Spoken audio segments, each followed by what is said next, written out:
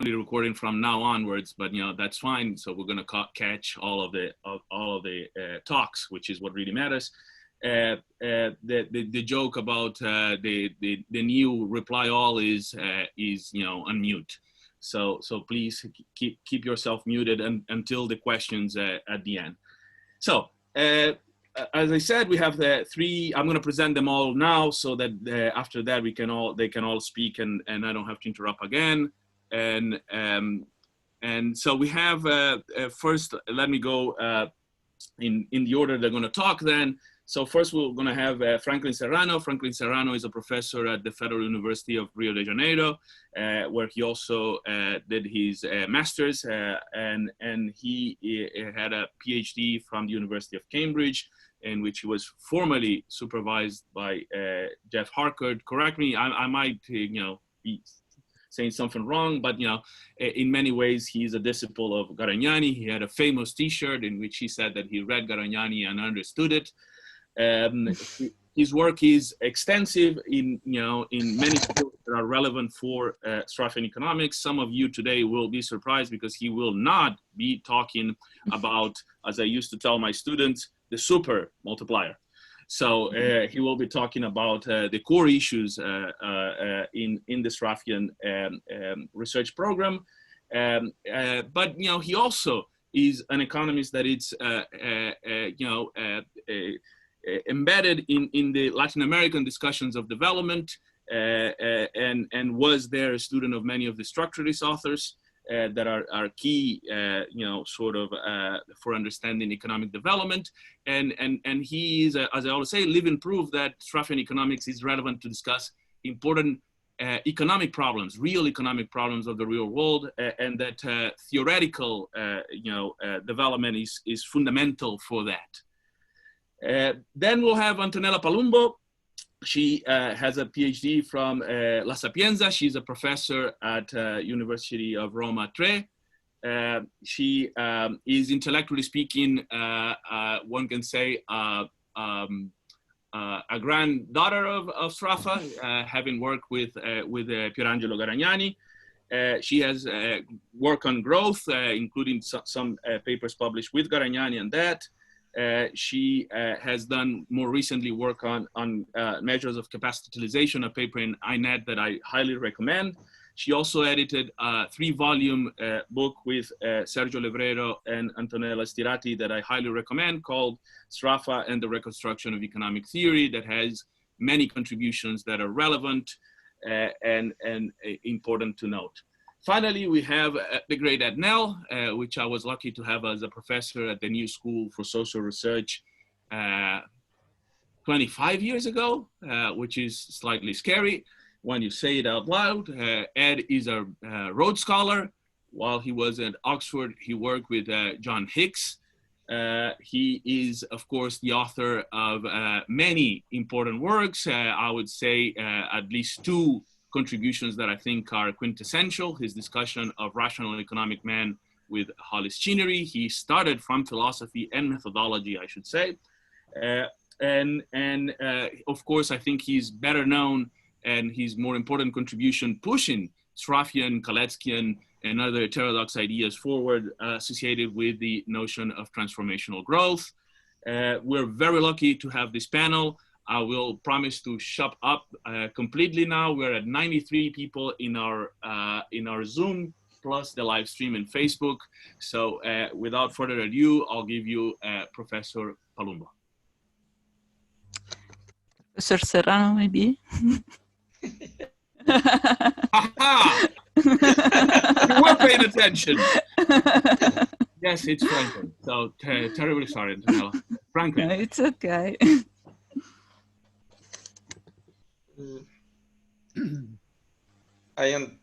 This is not me. So, first of all, thanks to Matthias and ROKE, and I'm very glad, of course, to be here with our friends. And of course, it's a great honor to be in the same panel as Ed Nell. I never thought I would get to that. So what I want to try to first to apologize. I never did that. And so I'll try to put a PowerPoint presentation online. I'm not sure it's going to work. And there is construction work. Did anything happen? No. You have to go down there where it says share screen. Yes. And I know. click, you know. I did, and I see the presentation. And then share, of course. Yes. There we go. Yes. Now you're sharing. Now, how do I put it full screen? Blah, blah, blah, blah, blah, blah. That must be here. Yeah, we can see it.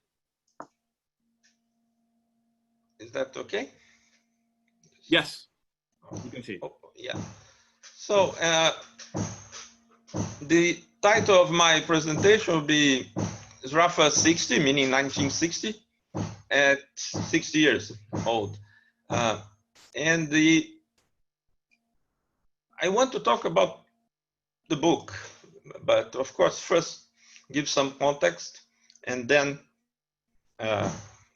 say a little bit about what we can do with the book. Now, the problem is that before doing that, and this Matthias cannot count as my time because it is a free advertisement of his journal. Today, they put out this symposium on demand-led growth based on a selection of papers of a seminar in Rio de Janeiro in 2018. The seminar was organized by Ricardo Suma, my boss at the graduate program of economics.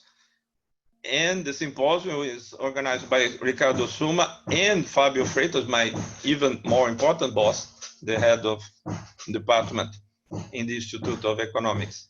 And there are a lot of interesting papers. I don't have time to mention all the participants. I will only mention one participant because he has done an incredible achievement. If you look at the page in the review of Keynesian economics, you see that the paper by Riccardo Pariboni and Daniele Girardi appears twice in the same issue of a journal. Now, having two papers in the same issue of a journal is not common. Although, of course, if you are like the editor of the symposium, you can have two papers. Like Ricardo Suma has two papers, Fabio Freitas has two papers, the brief introduction and the paper. But ROKE is such an incredibly generous journal that you can see that there is autonomous demand and investment share at the end of the left side panel. And again, after Matthias' review of a book, there is the same paper. So the propensity to publish the same paper twice in the same journal is a major improvement. And with all due respect to Rochon, I doubt that in your journal you can do that. So Matthias, there is a reason for that. It's what? The appendix. They gave us a paper with almost 20,000 words, and a lot of that is in the appendix. So the appendixes are published only online, and that's why it appears twice. Oh, come on, don't ruin my joke. Okay. Anyway, look at it. I was trying to create curiosity to read this, and nobody cares about appendixes. Okay. Anyway, let's start. The relevance of Sraffa's book for something like the review of Keynesian economics can be very easily explained by the fact that the central feature of Keynesian and Kalekian economics is the notion that the level of aggregate output is usually determined by aggregate effective demand. And then there's loads of controversies if this is only in the short, medium, long run, whatever. But that's the thing, right? Now, effective demand means the amount of monetary purchasing power that is spent by those able and willing to pay the supply price of the various commodities, right? Because effective demand is monetary, but cannot be nominal because Keynes wanted to do a monetary theory of production, it's output. And of course, you can saying that effective demand is $500 doesn't mean anything.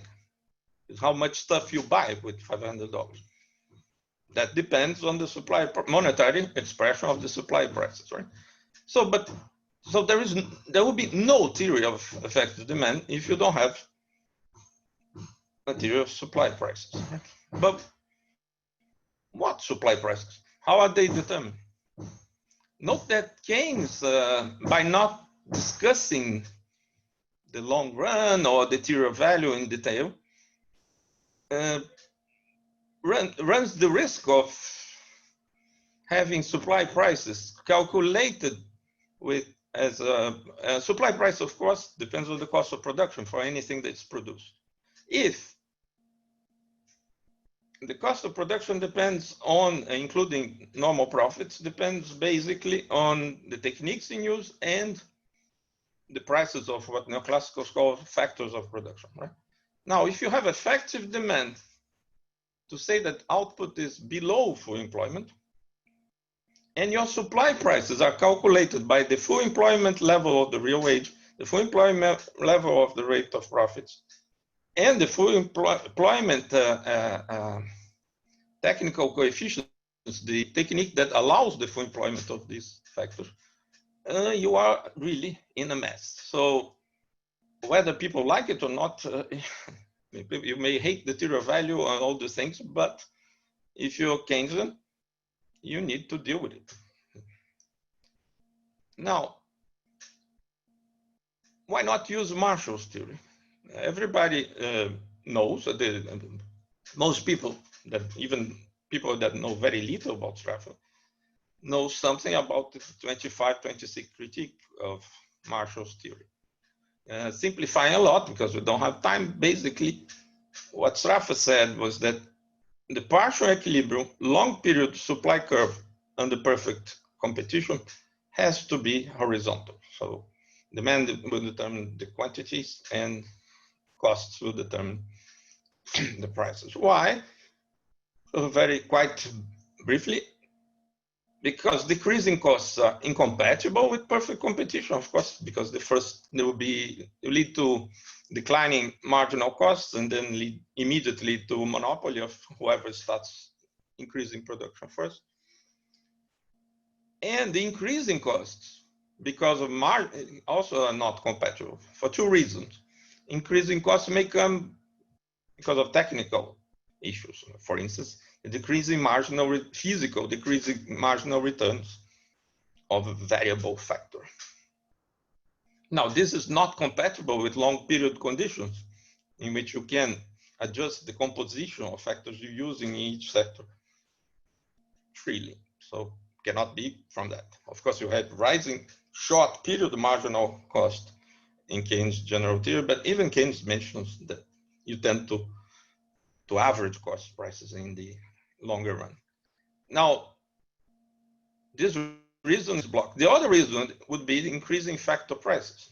So if the wages or rate of profits or rents of land increase with the increase of output of a particular sector, supply prices would increase. But that cannot be analyzed in the partial framework because these increases in factor prices would normally affect the cost of other sectors, and we'll never know which relative price increased or not, right? So, but this has an important implication for us. This is very well known, but there's an important implication for us, which is that elements connected with demand only affect relative prices to the extent that it affects the distribution. So this means that there is a necessary connection, even if you're only worried about relative prices, with distribution. Different theories of distribution will generate different theories of relative prices. And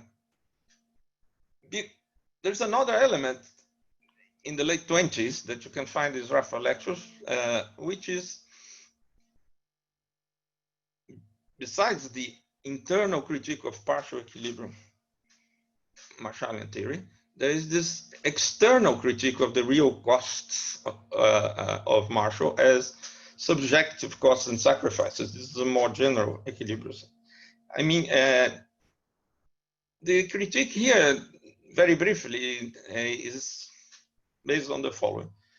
Okay, prices depend on costs. This Sraffa liked because he wanted a realistic theory of supply prices based on real material costs. But the costs, since they depend on distribution, depend on the prices of the factors. And then you get very subjective in the case of neoclassical theory. Because, for instance, the wage that enters the cost of production of all products comes from the supply equal demand in the labor market, right? So it depends on the disutility of labor, which is something totally inexistent, according to Sraffa. And of course, the rate of profits depend on the abstinence or the time preference between present and future consumption, which is also completely arbitrary and subjective, and it cannot be tested empirically anyway. It's just assume that if the wage went up, probably people don't want to work so much, which is really, Sraffa didn't think this was very scientific. And even in the demand for factors where it should be more objective because it depends on choices of technique, Sraffa at that time in the late 20s believed that marginal products that people assume are objective features, they really depend on contrafactual experiments, on changes in techniques, virtual changes in techniques that nobody observes, and on the properties of sets of techniques that are not in use and cannot really be observable. And because of these reasons, he thought this was also a bit subjective. You can always say, like everybody says even today, you should lower the real wage because it will increase employment. But you have no real evidence of that. Just believe that the technique that's in use is less, you just believe that, is less labor intensive than another technique that you've never seen that would be adopted if the real wage was lower.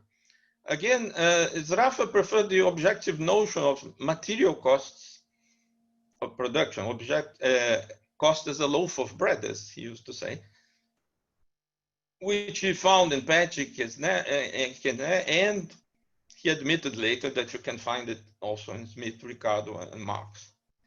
There's loads of paper by Heinz Kurtz and a fine paper by Frattini, a new one by Trezzini on that.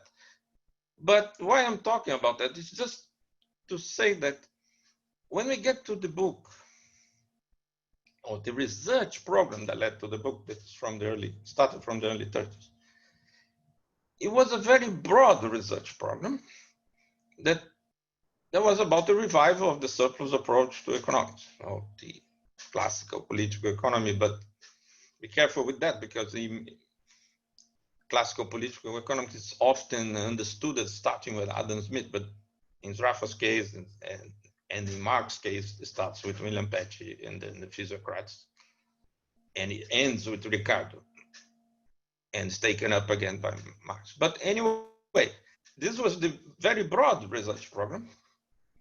And the internal critique of marginalist general equilibrium theory actually appeared as a byproduct. Sraffa had already rejected neoclassical theory because of the external criticism we discussed a minute ago. But even then, the book was even more narrow, much more narrow than this broad research program. The book itself aims to provide an analytical scheme based on the surplus approach, but to study the effects, the pure effects, if you want, of changes in distribution on the relative prices of commodities. In short, the book, in the end, is mainly about two graphs. Now, this can be seen in the back cover of the edition, the paperback edition Matthias Vernengo just showed to you. This was written by Sraffa himself, and he says this is a work of specialist character addressed on those interested in pure economic theory. And he talks about the classical approach. And then in the end, what matters to us is that he says, within this framework, a series of propositions are deduced concerning the effects which changes in the division of the product between profits and wages may have on the values of individual commodities. That's what the book is about. Why I'm saying that? Because people want to find in Sraffa's book a new economic theory, answers to every single question all economists have ever asked. When what Sraffa was referred to these other questions, apart from this little question of the book, to the classical surplus approach, of which Marx he thought was the most developed in terms of the theory of value and distribution. Others had contributed to other issues. So this is very important. If you want, Sraffa's book is about a little bit of volume 3 of Capital. Not the whole thing, not the whole work of Marx or the classics. So it's a technical presentation of a particular point that is very important in its implications, but it's not a new neo-Ricardian approach or something, Sraffianism or whatever. This is very important because people get to the book and without the reference to the classical surplus approach, they get totally lost. Now, about the two graphs. The first graph is just the inverse relation between wages and the rate of profit. That can happen even when we have choice of techniques, many techniques. Since for each technique, there is an inverse relation between the real wage and the rate of profit. And when there is a choice of technique, you always choose the outermost technique that gives the higher rate of profits for the same real wage. The wage curve is composed of negatively sloped segments of various techniques. So if you increase the wage, the rate of profit will fall. That is the main positive, let's say, graph of the work. And the conclusion is that in spite of the heterogeneity of capital and the relation between capital and means of production, that created so many problems in the classical approach with the Marxists, etc. And its complicated effects on relative price. There is an inverse relation between the real wage and the rate of profit under quite general conditions. And that's it. There was no big, the big problem of the theory of value can be solved. And the conclusion is very similar to Ricardo and Marx. It's just a more general demonstration and just an exact demonstration, more general conditions, that's all. The second graph is that relative prices are quite complicated function of the rate of profits. Here you have three different, can be either three different techniques or three different, for non-basic goods, or three different goods with their relative prices. And they change in peculiar ways because of these different layers of capital labor proportions in different sectors, and in strange ways, not easily generalizable ways. Now, what is the implication of this incredible complexity of the relation between relative prices and the rate of profit? For the surplus approach, none. The relative prices fulfill their function of distributing the surplus according to proportionally to capital in the different sectors. None. There's no problem at all. Contrary to what a lot of people used to think. Now, the implications of this result, of this complexity for neoclassical long period general equilibrium are a little different. Although it was not his main purpose, he found out that the implications of this, or in Marxist language, the implication of the organic compositions being different is absolutely irrelevant for the results of Ricardo and Marx, and devastating for neoclassical long period general equilibrium theory. There are a few problems. The first problem is the so-called supply, is called nowadays the supply side problem. The endowment of auction, what Marshall called real capital is simply undetermined unless the rate of profits that should be determined by it is known. And this, Sraffa replies to Herod. And Herod says, oh, we can always calculate, given the rate of profits, the amount of capital. Of course we can, but we cannot say that this rate of profits is the marginal product of this capital. 5 minutes, Franklin. Okay. The other problem is that if we don't have the amount of capital in the economy, of course, the position of all other demand functions for all other types of labor and land is undetermined also. And further, because of other phenomena like reverse capital deepening and switching, the choice of technique may go in the opposite direction of the principle of substitution and have positive slope segments. Or as to make it short, neoclassical theory has only two factor demand functions have only two problems. The position is undetermined, and this slope may be the opposite to what people think. But apart from that, there's no big difficulty. Now, in Sraffa's book, there is also a peculiar Easter egg, the standard commodity. Sraffa plays down its importance, saying that it's just a numeraire. But if we assume that a given subsistence wage and the basket of necessaries included in the matrix of coefficients, we have that the actual, not the maximum rate of profits, is determined physically, independently from and prior to relative prices by the physical standard system. The eigenvalue will be the scalar measure of the difficulty of production, and its inverse, 1 plus the material rate of produce, as Ricardo would say. He gives a hint of that in Appendix T when he says, although he spends all the book saying that the standard commodity is just numeraire, he says that his interpretation of Ricardo suggested itself as a natural consequence of the standard system and the distinction of basic or non-basic.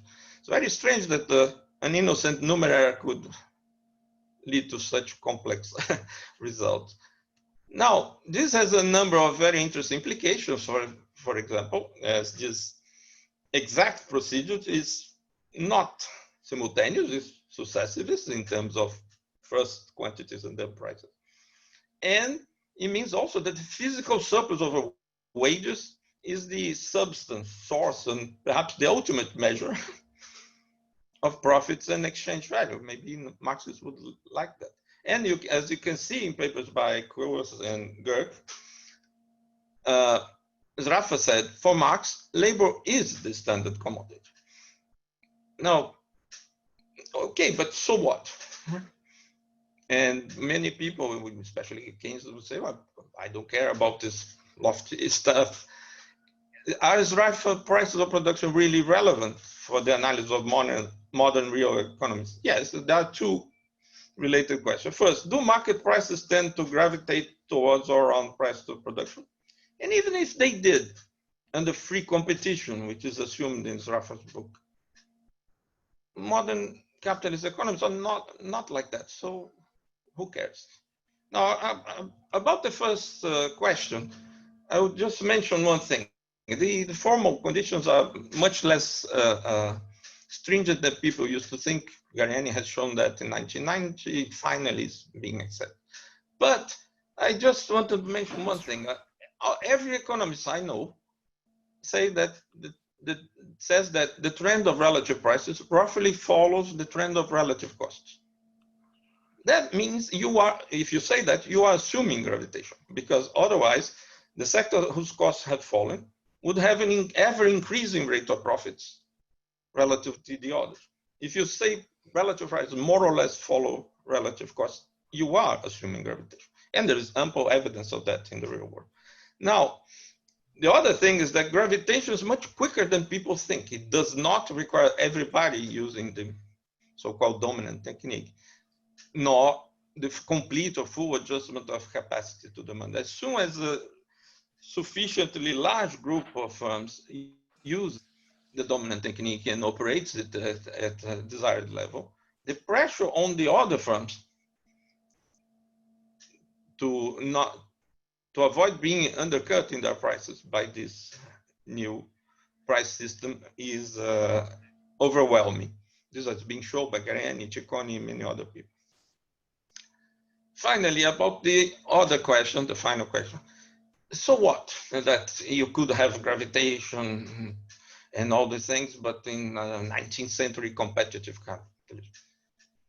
Now, nowadays we have oligopolies, monopolies, all those sort of things. But Sraffa's book not only makes those calculations, but explains how to deal with different conditions or different rules of sharing the surplus or different types of analysis. Following capital mobility rather than number of agents theory of competition, right? Now, persistent extra profits should be treated as they are in Stein, different types of differential rents. But since they are differential rents, they do not change the normal prices of commodities. As in the phrase by Ricardo that is put in the top of the topic, rent is not high. The price is not high because rent is high. It would be the neoclassical thing. You have a monopoly, you raise the prices. No, rent is high because price is high. If you have costs lower than the dominant technique that is price determining, you do have rents. And these rents come from cost differentials, different techniques. We don't need things like oligopoly. Whatever is oligopoly is not necessary for us. We have a same firm may have a technique for one product that's superior to others and give extra profits in the longer run. And other techniques are just like everybody else, or even some obsolete techniques that is sort of, it fell behind. We don't need the firm or neither the number of firms or even firms. The number of firms can be anything. Prices are determined by the costs of the dominant techniques. And it's perfectly compatible with all sorts of rents. There are also ways to treat non-renewable resources and monopoly rents of privatized utilities or cartels like OPEC. But in any case, the main message is the following, especially for collections. Right? The fact that nowadays, again, there is an increasing importance of persistent extra profits, especially in the American economy, there's loads of evidence of it. There is no reason to abandon the prices of production or the gravitation towards them. Quite the contrary, it's the only consistent way of measuring those extra profits. It is, Marx said that, was the first to say that there was a tendency towards centralization of capital, and he never abandoned the prices of production because of that. Sweezy abandoned the prices of production because of that. 1 minute, Frank. Okay. Finally, this is really the end. Great progress has been made lately among heterodox economists in sharing a lot of common ground in matters concerning the determination of interest rates and their implications for fiscal policy, for instance, thanks to people like Lavoie or the MMT people. And again, also, surprisingly for me, on the idea that the size of business investments being basically determined by the expected trend of demand or investment as a derived magnitude, not something that you really like, but something you need to produce. And of course, the associated role of autonomous components of demand in demand-led growth, which this leads to. And I think now we should concentrate our efforts in a similar way in translating Sraffa's book, in a sense, so that a similar broad consensus may emerge among us, Marxists, Galekians, Keynesians, in matters concerning distribution, relative prices, and thus, for instance, in macroeconomics, conflict, cost push, inflation. Thank you. Thank you, Franklin. Now, I think you have to stop sharing your screen. Okay. Just a brief announcement. We're going to have now Antonella Palumbo, then we'll have Ednell, and then after that, we will briefly have an announcement by Scott Carter, which I assume is not driving anymore. and he will tell us something about the Sraffa archives, which I think it's also an important thing to bear in mind in this 60 years of the production of commodities. Since now most of this is available, online. So at any rate, without further ado, Antonella, if you can I think I've got you back, so you should be able. Yes. To... Okay. Can you hear me? Yes, I can hear you. Okay, so I'm sorry that I lost connection 2 times, and I hope this doesn't happen anymore, especially while I'm talking. But if you cannot hear me, please give any sign of this. So I must start saying that I'm very happy to be in this meeting. I'm also very happy that the event was planned and thought by Matthias and economics. So thank you very much, because I think, of course, being, as Matthias said before, a sort of granddaughter of Sraffa, but it is a bit too much for me. I'm very happy that Sraffa is talked about and celebrated. But also, I am very happy that this comes from the review of Keynesian economics, because I think it is a sign of this fruitful integration, let's say, which is maybe only partial, between Sraffa's thought and the Sraffa's analysis of value and distribution, and the Keynesian analysis of effective demand, and especially the Keynesian analysis of growth that so many contribution has given in the last years, in the last decades. So I think this is really a fruitful field of analysis, and I'm very happy that the review of Keynesian economics felt the need or the willingness to celebrate Sraffa at 60 years from production of commodities. And also, of course, I'm very happy to be here with these distinguished economists, and as Franklin, I couldn't dream of being in the same panel as Edward Nell, so I am very, very, very happy of this, and also a bit emotional. So I must say, I wanted to talk in general terms about the relevance of Sraffa's thought for the theory of output, but incredibly, the things that I wanted to say were already been told by Franklin, because exactly I wanted to point out the possible relationship between the parts of analysis on which Sraffa has more concentrated and what is not in his book, but is in some way strongly related to it.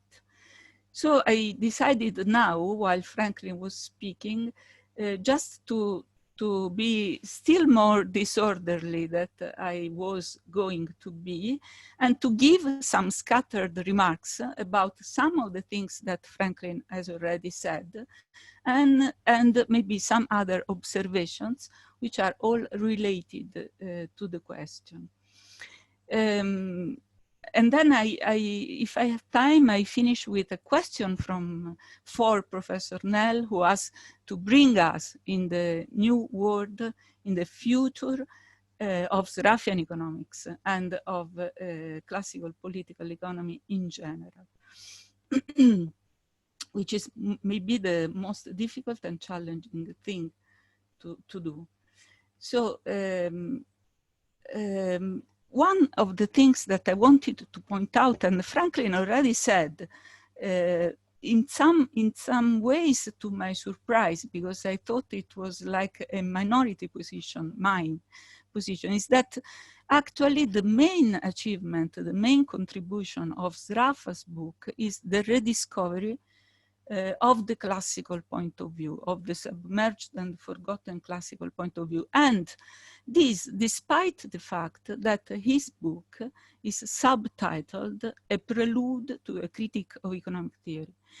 Because it is true that what he says in the book is essential to the criticism of the marginalist theory. And I think that Sraffa has given the following literature powerful weapons against marginal theories, because has shown what Franklin was pointing out, which is the complex and absolutely devastating relationship between distribution and relative prices that destroys at the basis the marginalist way of explaining distribution and leaves classical economics almost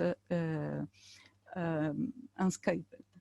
So I think that it is true that the book by Sraffa concentrates on this point, and it is true that he conceived it as a first step towards a massive critique of neoclassical theory.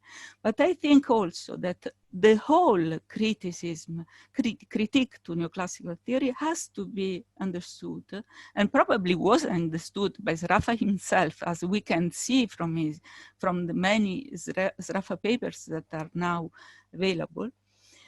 Was understood by himself as a prelude itself to the reconstruction of economic theory, of a modern economic theory, along the lines of classical political economy.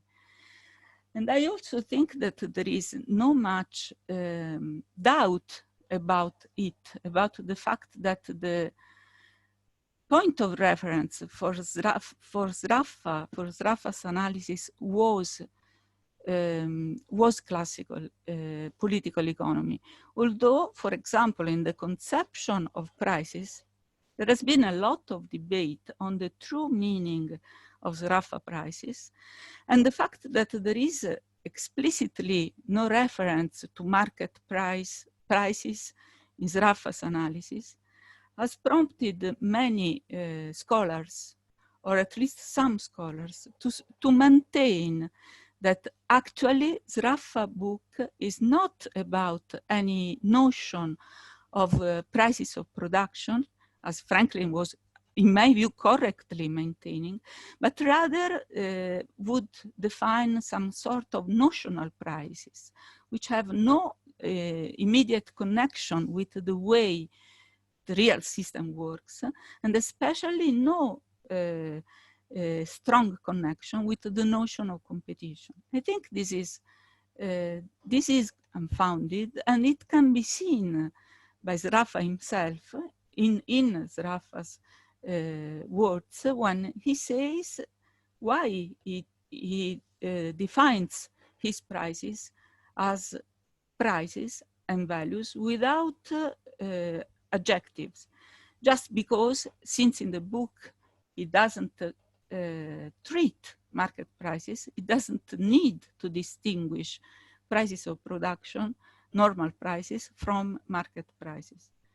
But I think that the reference to competition is absolutely, and competition in the classical sense, is absolutely clear since the beginning, and it is clear in the simple fact that Sraffa refers to the uniform rate of profit and to the single price for each commodity.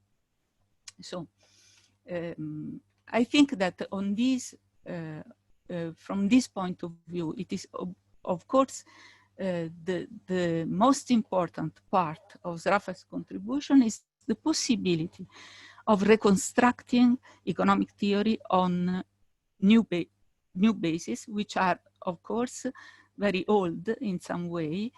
But this rediscovery of the classical point of view is fundamental, because it frees us both from the blunders, the mistakes of the marginalist structure, of the marginalist framework, but also because it frees us in some way from the very conception of economics as we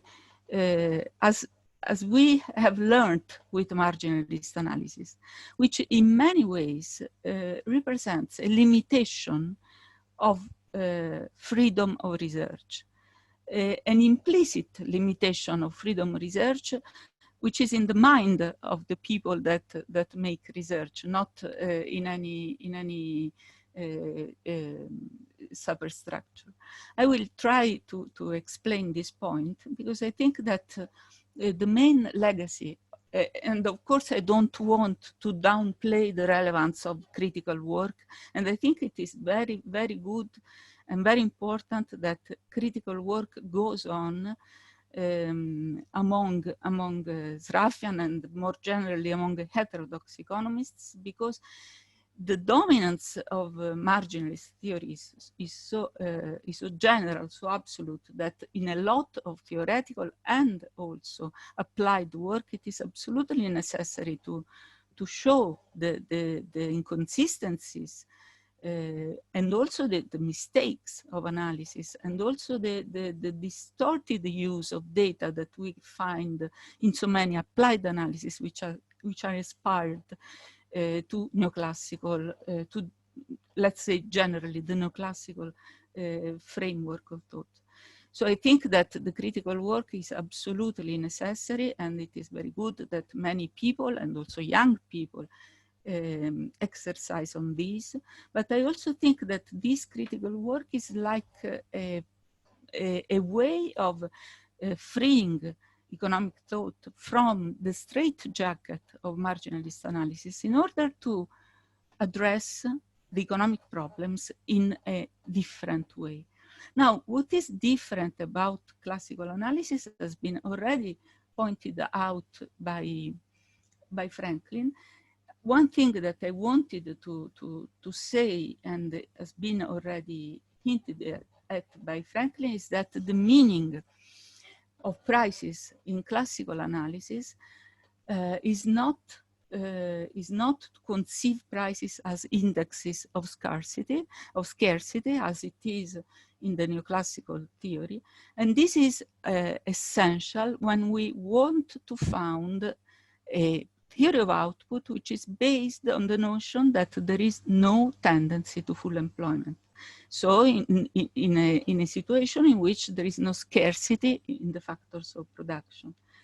The role of Sraffa's prices in this reconstruction can be fundamental, and marginalist prices, marginalist distribution, together with the Keynesian principle of effective demand, can only produce contradictions, as was already very clear in the work of Keynes himself.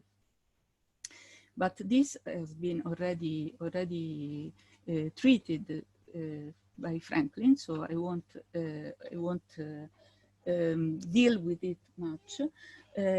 About the fact that classical analysis, so the work of Sraffa that rediscovers classical analysis, gives us freedom of thought in a way. I would just try to name some questions in which it is, in my view, very obvious how we can produce fruitful research without still being, let's say, prisoner of neoclassical modes of thought. For example, the very notion of competition, which has already been again mentioned by Franklin, which can be very different from the neoclassical notion of competition. There is no need, of course, to have the small dimension of the firm. There is no need of unrealistic conditions. So even if it can be true that competition is not dominant in some markets or in some situations, we still have that very important markets in the world probably work in a competitive manner, even if there are few big players. For example, the people that work in the both in the automotive market and also in the power generation market often point out that competition is very high in these markets, and this is shown by very low profit margins.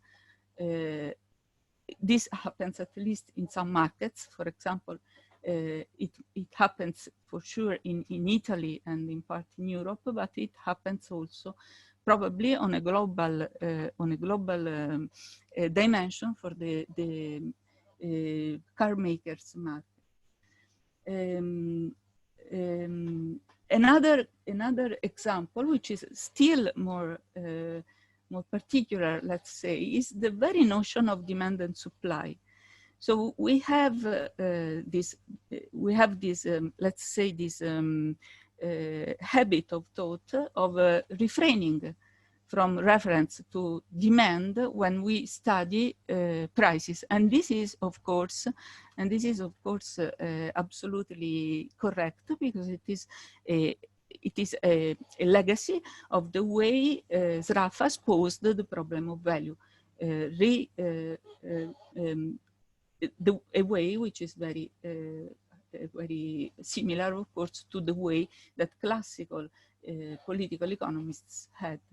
But the study of demand, not also the study of effective demand, but also the study of the demand of consumers for the single products, the study of how demand evolves in time, how some habits form, how it is possible that tastes change, for example, how they can be induced by some modifications in supply or some modification in the way in marketing or in the way products are proposed in the market. And also everything that regards the social evolution of the relationship between classes and the way so demand for some particular goods can develop in time. All this kind of study, which can be very freely and interestingly addressed within the classical framework, seems to be something very extraneous to the structure of marginalist analysis, in which normally tastes are taken as exogenous, as given, and it is very difficult to model tastes in the complex way in which it is possible to study them in the theoretical framework of classical analysis. And 5 minutes. Ah, okay, sorry. So I see that I thought I was in the premise of my reasoning, so I'm sorry, but I'll try to be very quick. So I want to say one thing about Keynes and Sraffa, about the relationship between the theory of output and the theory, or better, two things. So one is the very first sentence of Sraffa's book. I mean, the very first sentence of the preface of Sraffa's book, in which he alerts the reader on the fact that he's not assuming constant returns to scale. And I think this is something which is so important that Sraffa starts with this. So in this simple notion that he doesn't need to assume anything about returns, there is all the difference, or there is a lot of the differences between the neoclassical framework and the classical framework that Sraffa has so brilliantly rediscovered and born to life again, and brought to life again, sorry. Because this implies the very fundamental notion that there is no functional relationship between prices and quantities. And this is the very basis of the analysis. This is the reason why this lack of functional relationship, this possibility of taking quantities as given and distribution as given, at least the independent distributive variable as given, while studying the prices, implies this what Garignani called the degree of freedom, the possibility of studying separately the complex determinants of the quantities produced, without implying that each movement in the prices also should react on quantities.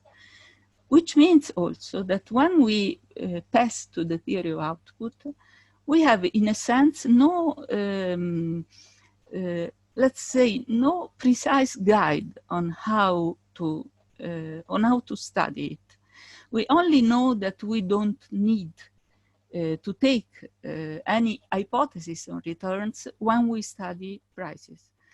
And this depends on the fact, of course, that the properties of the system of prices that Sraffa studies are given for each given level of output. But what happens when output changes, and how do we study the way output changes? So I think this is this achievement of having, which is especially due to Garignani, but to all the people that then have developed and studied this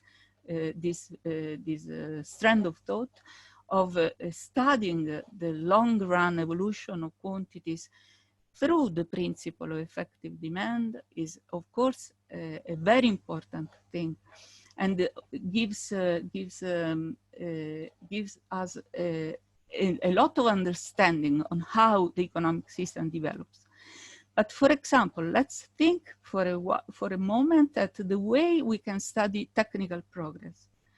Technical progress is something which can have some independent determination, but is also somehow induced by the growth in demand or in some particular components of demand.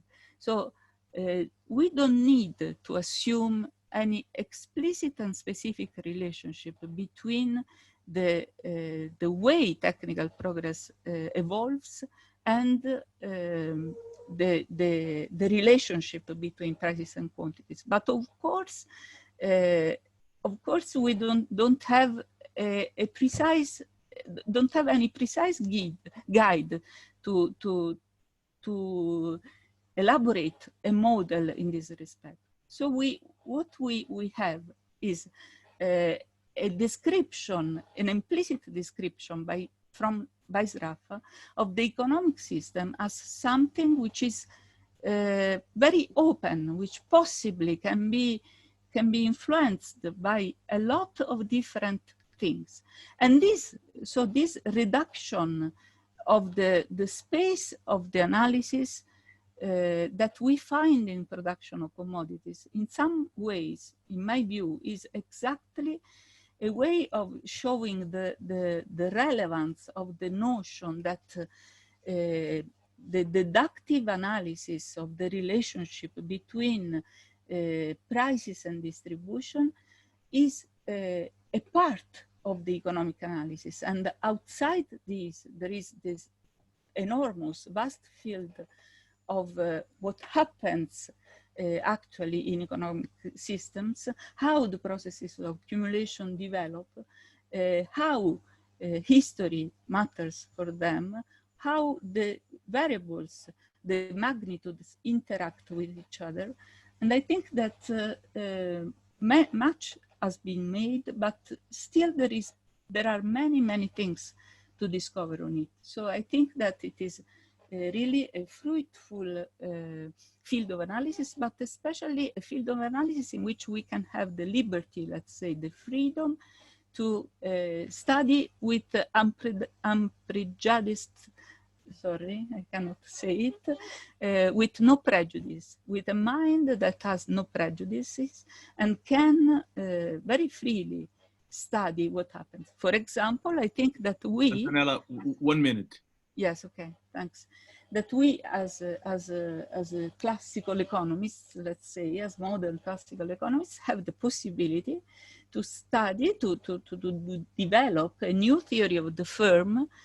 And the firm is something which disappears in a way from neoclassical analysis because it is forced to be an intermediary between the possessors of the factors of production and the consumers, and only in a free framework, in a classical framework, maybe the theory of firm can be actually developed.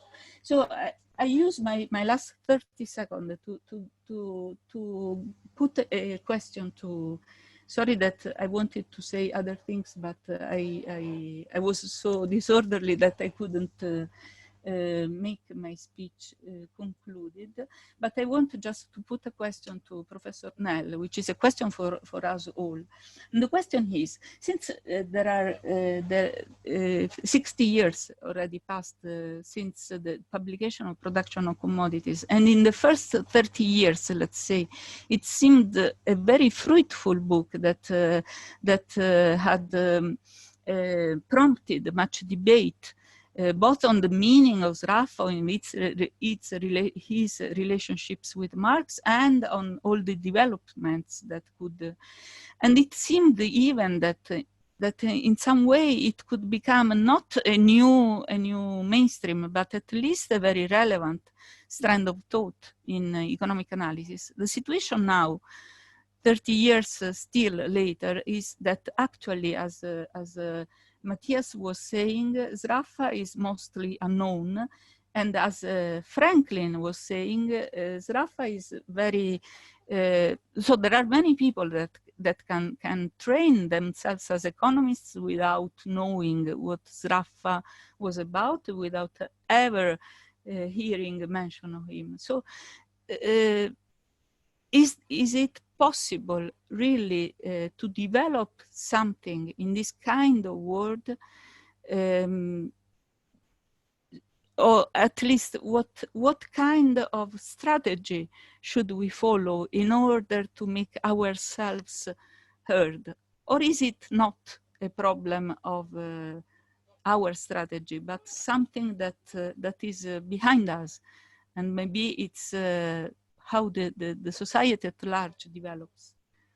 So really, I don't know how we can try to shape a bit the future. Okay, thank you, and sorry for the no, not at all. Thank you, and thank you for a great presentation. And now we have a treat. We have Ed Nell, which I didn't say when I presented him, but of course he was. I did say that he was my teacher at the new school, but he I should say, and I always like to emphasize that in many ways, with Bob Hellbronner, that brought him to the new school in the late 60s, is sort of the architect of the new school as a progressive place. He was there when and helped bring all of the heterodox people to the new school, people like Anwar Sheikh, like David Gordon, like Steve Heimer, and so on and so forth. So he has an important institutional role in allowing space for what Antonella was talking about, a space for people that think about economics and harken back to the ideas of classical political economy. And so without further ado, Ed. Thank you. Can you hear me? Is it coming through? Yes, yes, you can hear you. Yeah. Okay. Well, very quickly, in answer to Antonella's question, which I think is very perceptive. When I was studying economics, technology meant engineering. We thought of technology in terms of steel, or in terms of electricity or energy, or new materials, manufacturing.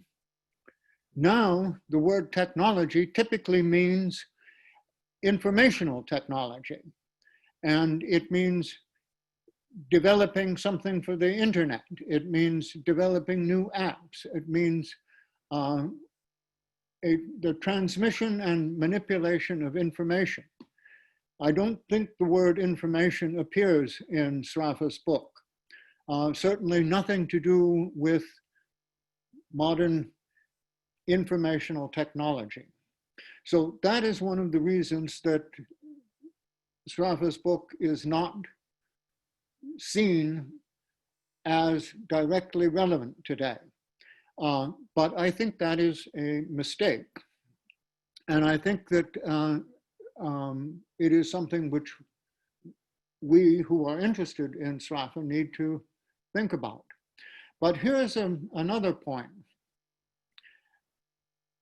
The costs which appear in Sraffa labor costs and materials costs and energy costs, input, output, in short, account for a very small proportion of the total costs of a business.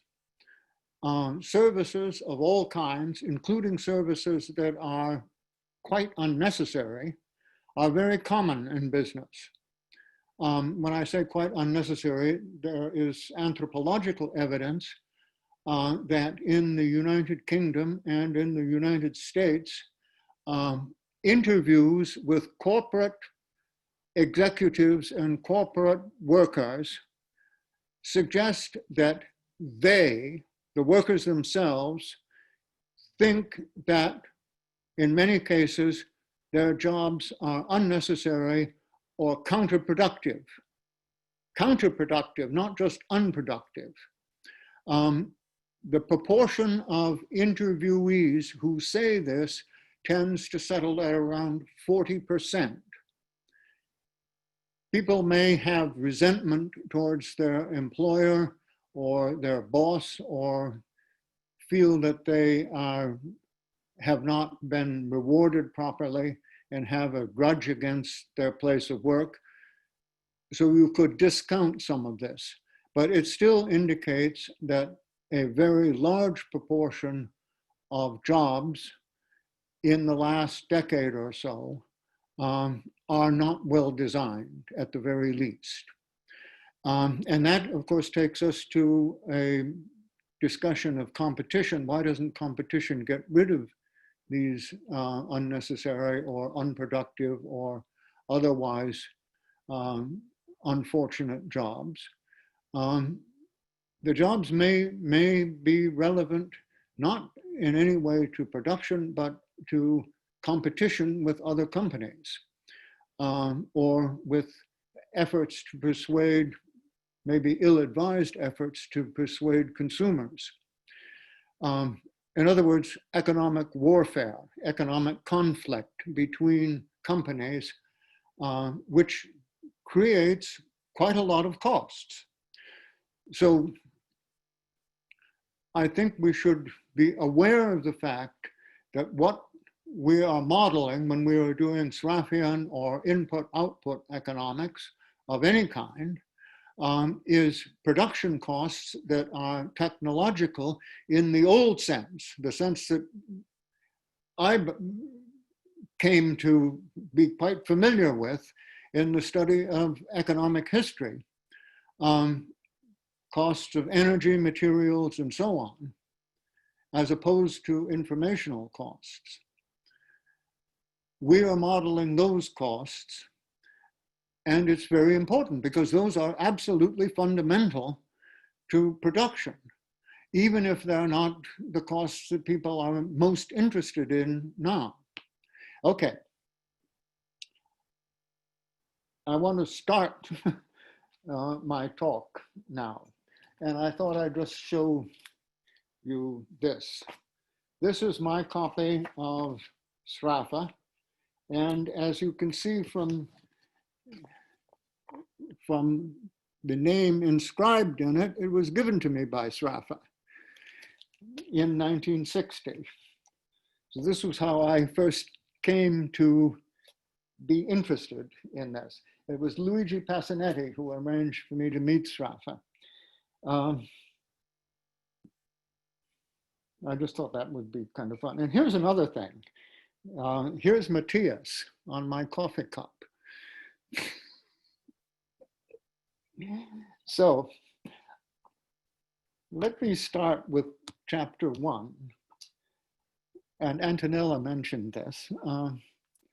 Chapter 1, Sraffa says, after introducing a couple of industries that are interdependent, each uses the other's product as means of production, he says there is a unique set of exchange values. These are the two industries. Everybody knows this on chapter 1.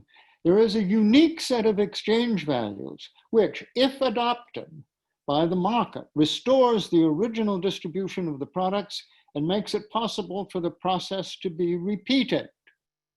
Such values spring directly from the methods of production. Has nothing at all to do with scarcity.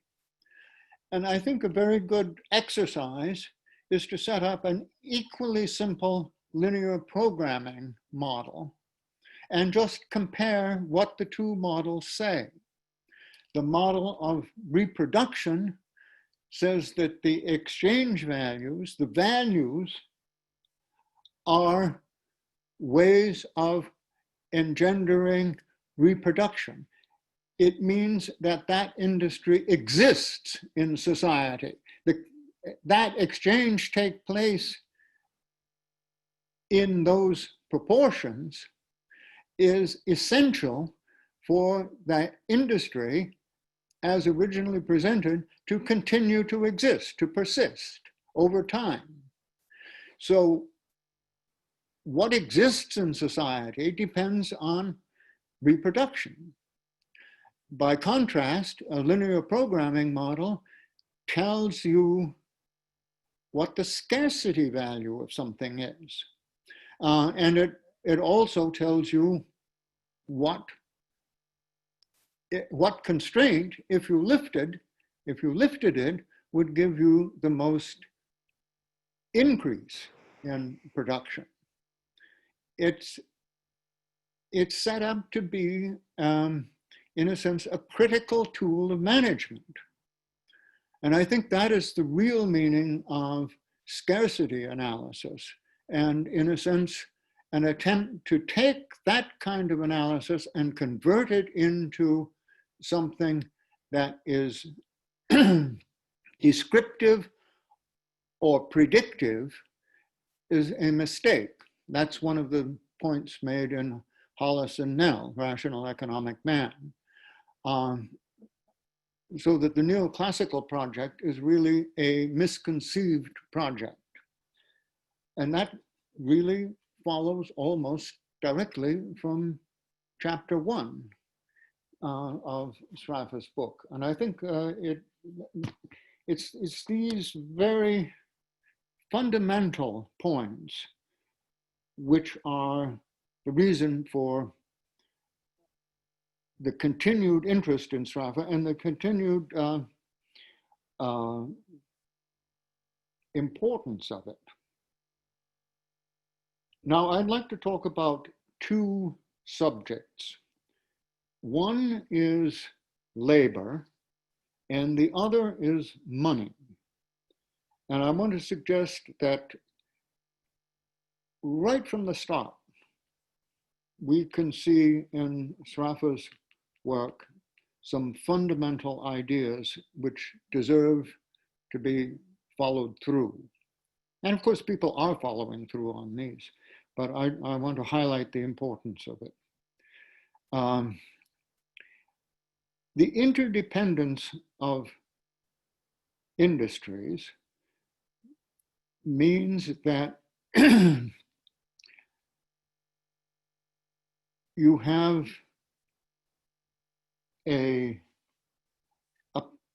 it sets up a multiplier. If you are spending, then you purchase the product of an industry, and that money then is spent on, and another industry is interdependent and it is spent on. And you can trace this with what we used to call the Goodwin multipliers. You can set this up in a way so that you can trace the movement of money through the economy. Why do that? Well, that's what we mean by circulation. We want to talk about the circulation of money. We want to talk about how it travels through the economy. It's notable that in the long history of the quantity theory of money, the notion of the velocity of circulation is typically not very precisely defined, if it's defined at all. Joan Robinson was quite contemptuous of the quantity theory of money for just this reason. The notion of the velocity of circulation was not given with any precision. It is a distinct possibility that a precise meaning can be given to the velocity of circulation as a combination of multipliers, and then we can reconstruct the quantity theory of money as a complement to the mathematical presentation of the production system and distribution system of a modernized version of classical economics.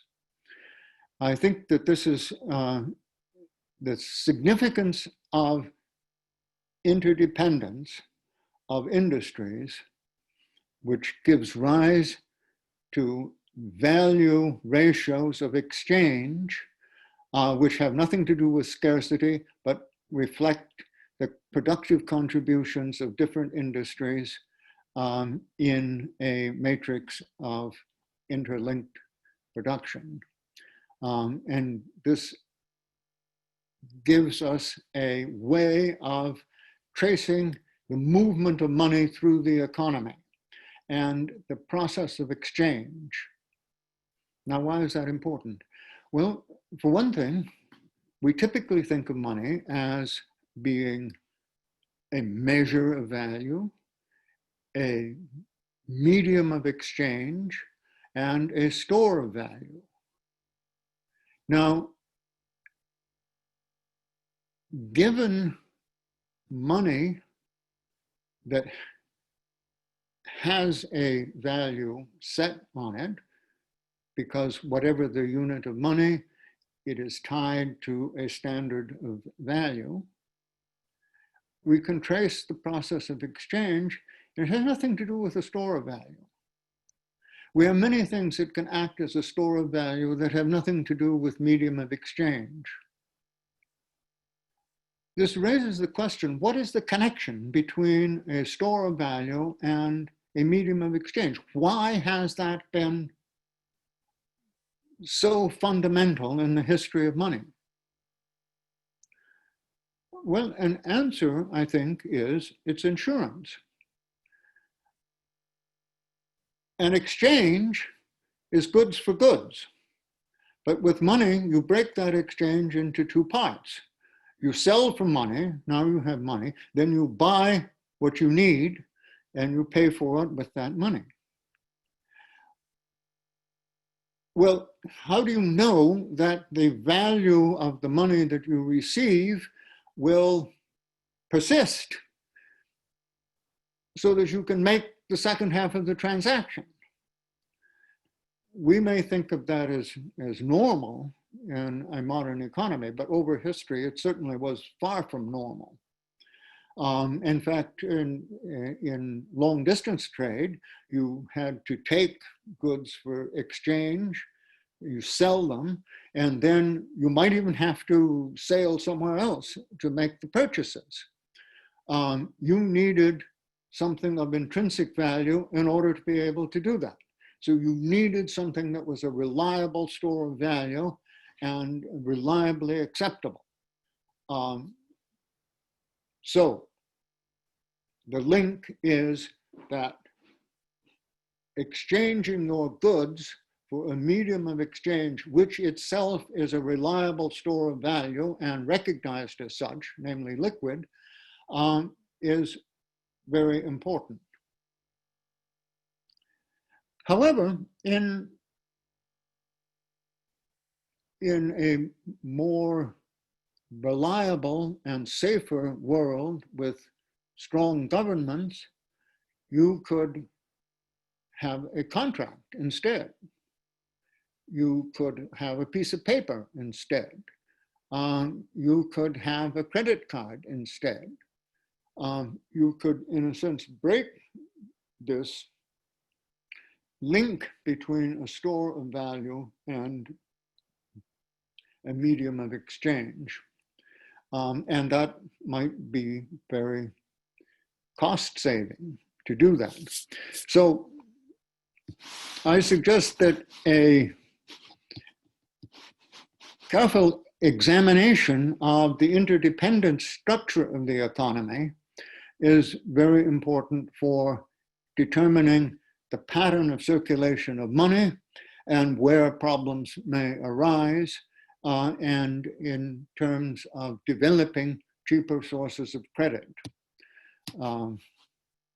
as well as enabling a re-examination of the history of money in order to see if we could not rehabilitate some form of the quantity equation, a quantity equation in which the direction of causality would be the exact opposite of that which monetarists hold.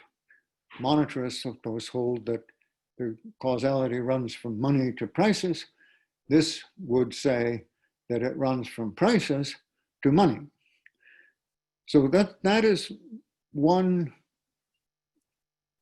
line of inquiry which I suggest arises from the very first page of Sraffa's book, and of course is developed further. A second, this is more critical, concerns labor.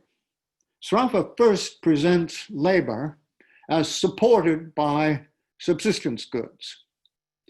And he includes subsistence goods in the matrix of production, along with other goods. He then removes them and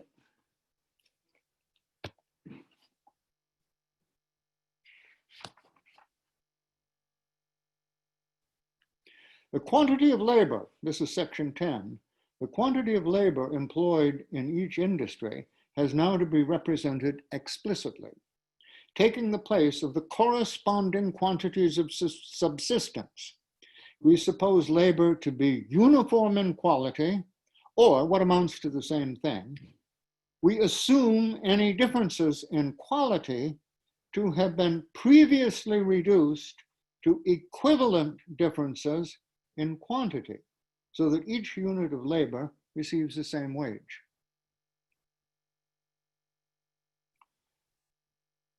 That's a fantastic job, to reduce differences in quality to equivalent differences in quantity. If you actually try to do that, it turns out to run into a long list of difficulties. I won't go over this, I'll just say that a lot of people have tried it, and including me, and it's pretty hard to get anything out that is defensible without having made very strong and restrictive assumptions.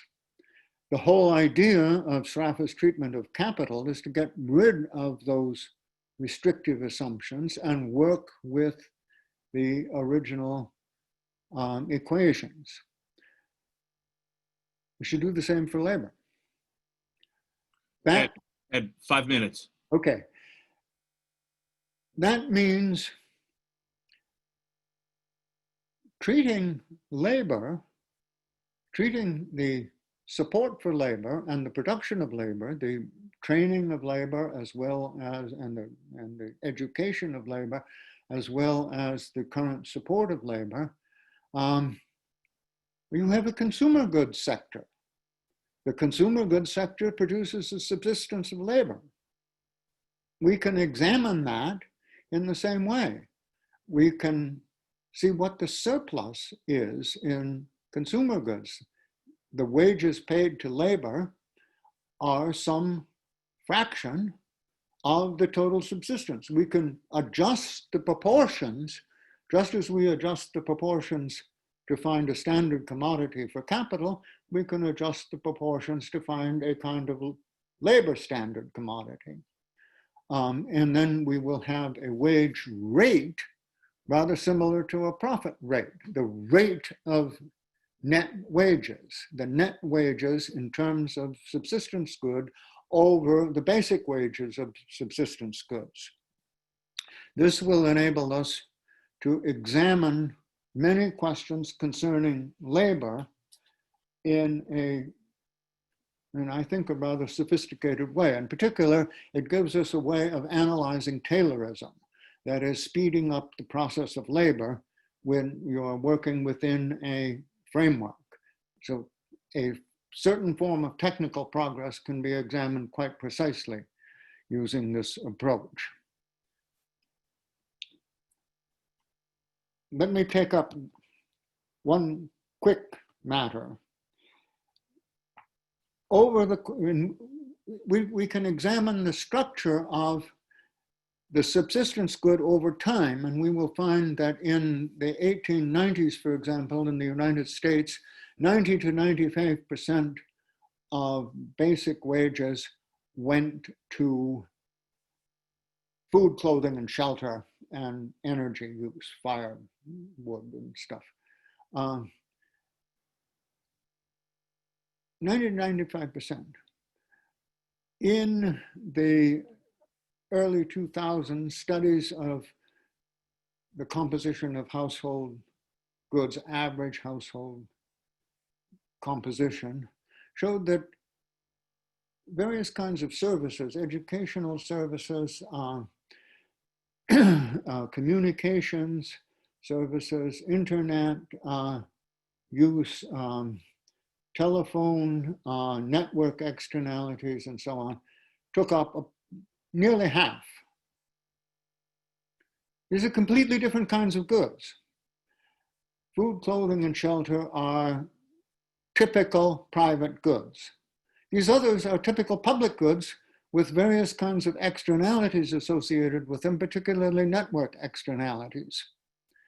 In other words, the composition of consumption has changed in favor of a set of goods that has very large externalities or are simply public goods. As is known, markets are not very good at treating externalities or public goods. This suggests that markets are a less effective way of managing the economy than before. It seems to me that this is a very large subject, but it's quite interesting because the Sraffian equations, or the Leontief versions of the Sraffian equations, give us a fairly precise way of dealing with the traditional production. And we can now, in other words, we have something that we can make quite precise, and then we can look at the statistics and subtract what we know precisely, and this gives us a picture of the extent to which externalities and other public goods costs have changed the character of our GNP and GNP studies. There's a lot to talk about in regard to that. Ed, one more minute, and then we'll have Q&A, and I'm sure some of the other issues will sort of come out. Okay. I just want to repeat something that I said a long time ago with regard to competition, which has been mentioned by both Franklin and Antonella. Competition is the race to get the monopoly. Competition, it seems to me, is inherently unstable. It's going to have winners and losers. You don't have a competitive system which stays competitive. You start with several hundred automobile companies around the time of the First World War, and around the time of 1960, you end up with 3. Markets typically go through stages of development and consolidation. Competition is a phase in this, and it should be seen as that. You can't count on competition to control anything or over the long term. If you're going to control in the public interest, you have to regulate. That's my quick statement on that. Okay, very nice to talk with you. I really enjoyed hearing Franklin and Antonella. It's just been a wonderful session. Thank you. Thank you. Thank you, Ed. Again, thank you for all of you for really, wonderful talks, stimulating thinking. We're going to have a very brief announcement from Scott. I'll come back and I'll open up for questions. I'll have a couple, and then I will open up for further questions. I'm sure we'll have enough. I should say we're still, so we still have close to 100 people here. We had more than 100, and we had about 108, and we had like 30 something, and so we had more than 140. So some people are starting to leave. So Scott, if you're around and want to give us, can you hear me? Yes. Can you hear me, Matthias? Yes. Hi, I will be very brief. I want to thank you for letting me crash this gig here. Thank you. It was such a wonderful opportunity to talk about and to be on this in this conversation. This is especially coming out to the young people and young people with minds. Sraffa's theory is a 21st century theory, okay? In order to understand that, we have to understand its archival material. There's an amazing opportunity that we have now that was never heretofore had by any of the scholars since now in this beginning, to have Sraffa's archival material in a way in which we can access it. The Wren archive is now available in a really great interface. The interface that they have in there is updated. Thank Jonathan Smith. Thank Lord Eatwell for the permission. If you can put the link here on the chat, I'll appreciate that, and I'll put it also on the live stream, and I'll certainly put it on the blog on Naked Keynesianism. The video of all of this will go into the blog. Sorry for interrupting, Scott. Okay, yeah, thank you. I would definitely do that. I think it's important to be able to have access to that. Now, what we have here with the Sraffa's archive is we have an organic collection of text, okay? When you're reading the archive, as it appears on the Wren interface, it's going to be organized according to the catalog that Jonathan Smith did at the Wren. That is not a way in which the material is rendered conducive for scientific study. Fortunately, Professor Garignani and Krishna Bhardwaj, right after Sraffa died, were able to go in and do an inventory of the material. The Bhardwaj-Garignani inventory understands the archival material, especially in D312, which is Sraffa's notes on production of commodities by means of commodities. It develops the notes in those archives as a collection and mosaic of note sets. Some of them are very pagination. And so then you go to the Bhardwaj-Garignani interface, you're able to see that. What I've been doing, and in my announcement, and I'm not going to plug anything, but just to say on the 5th of August, my stuff will be out. It's going to be Sraffa's 122nd birthday that interfaces the two so that young people and all people together can go through and understand Sraffa's archive in a manner conducive for scientific study. So that's what I wanted to say. And I appreciate the opportunity to be here. Look at what's going. It's your theory, young people, and listen to Sraffa. The last thing I'll say is that when you go through his archive, he's writing in the present tense. Sraffa's writing to us now. He's not writing in the history of economic thought. He's writing how we understand the theory of value and distribution now for a 21st century audience. Thanks a lot. Peace out. Thank you. Thank you, Scott. So I'll actually start the conversation because Ariel Dovskin from Argentina, student of Fabio Petri, sent me a question that he wanted to ask, but I'm going to rob it from him. And, I'm going to ask this to the three of you because I think it's an important thing. It was brought up by Antonella, the fact that this is organized by the Review of Keynesian Economics and the notion that, many people think that Sraffa and surprisingly, and effective demand are somehow, antithetical and that they don't go together and that Keynesians might not be, Sraffians or Sraffians might not be Keynesians, I should say. So the question that Ariel asked, can you truly be a Keynesian if you're not Sraffian? So shouldn't we say, rather than we're all Keynesians now, that we are all Sraffians now? And having said that, I also want to say something that I think, I brought back at the beginning, and I want to bring this because the very good question that Antonella brought to Ed was, why is Sraffa, relatively unknown, even though he's so important? And I did quote from Robert Paul Wolff saying that Sraffa will be remembered because he brings back the theory of value distribution and the thinking of classical authors. But also, the other thing I quoted, that I think it's important to understand what Antonella said, it's Keynes' notion that this is an easy subject at which very few excel. And I think the reason for that is that most people do not know the classical theory of value distribution. So that's the sort of ultimate problem with a lot of the profession these days, and why perhaps Sraffa is not known. But I start with that question. I think we can gather a few more sort of questions. I'm not sure. I haven't looked at the chat. I think the chat is not activated, is it?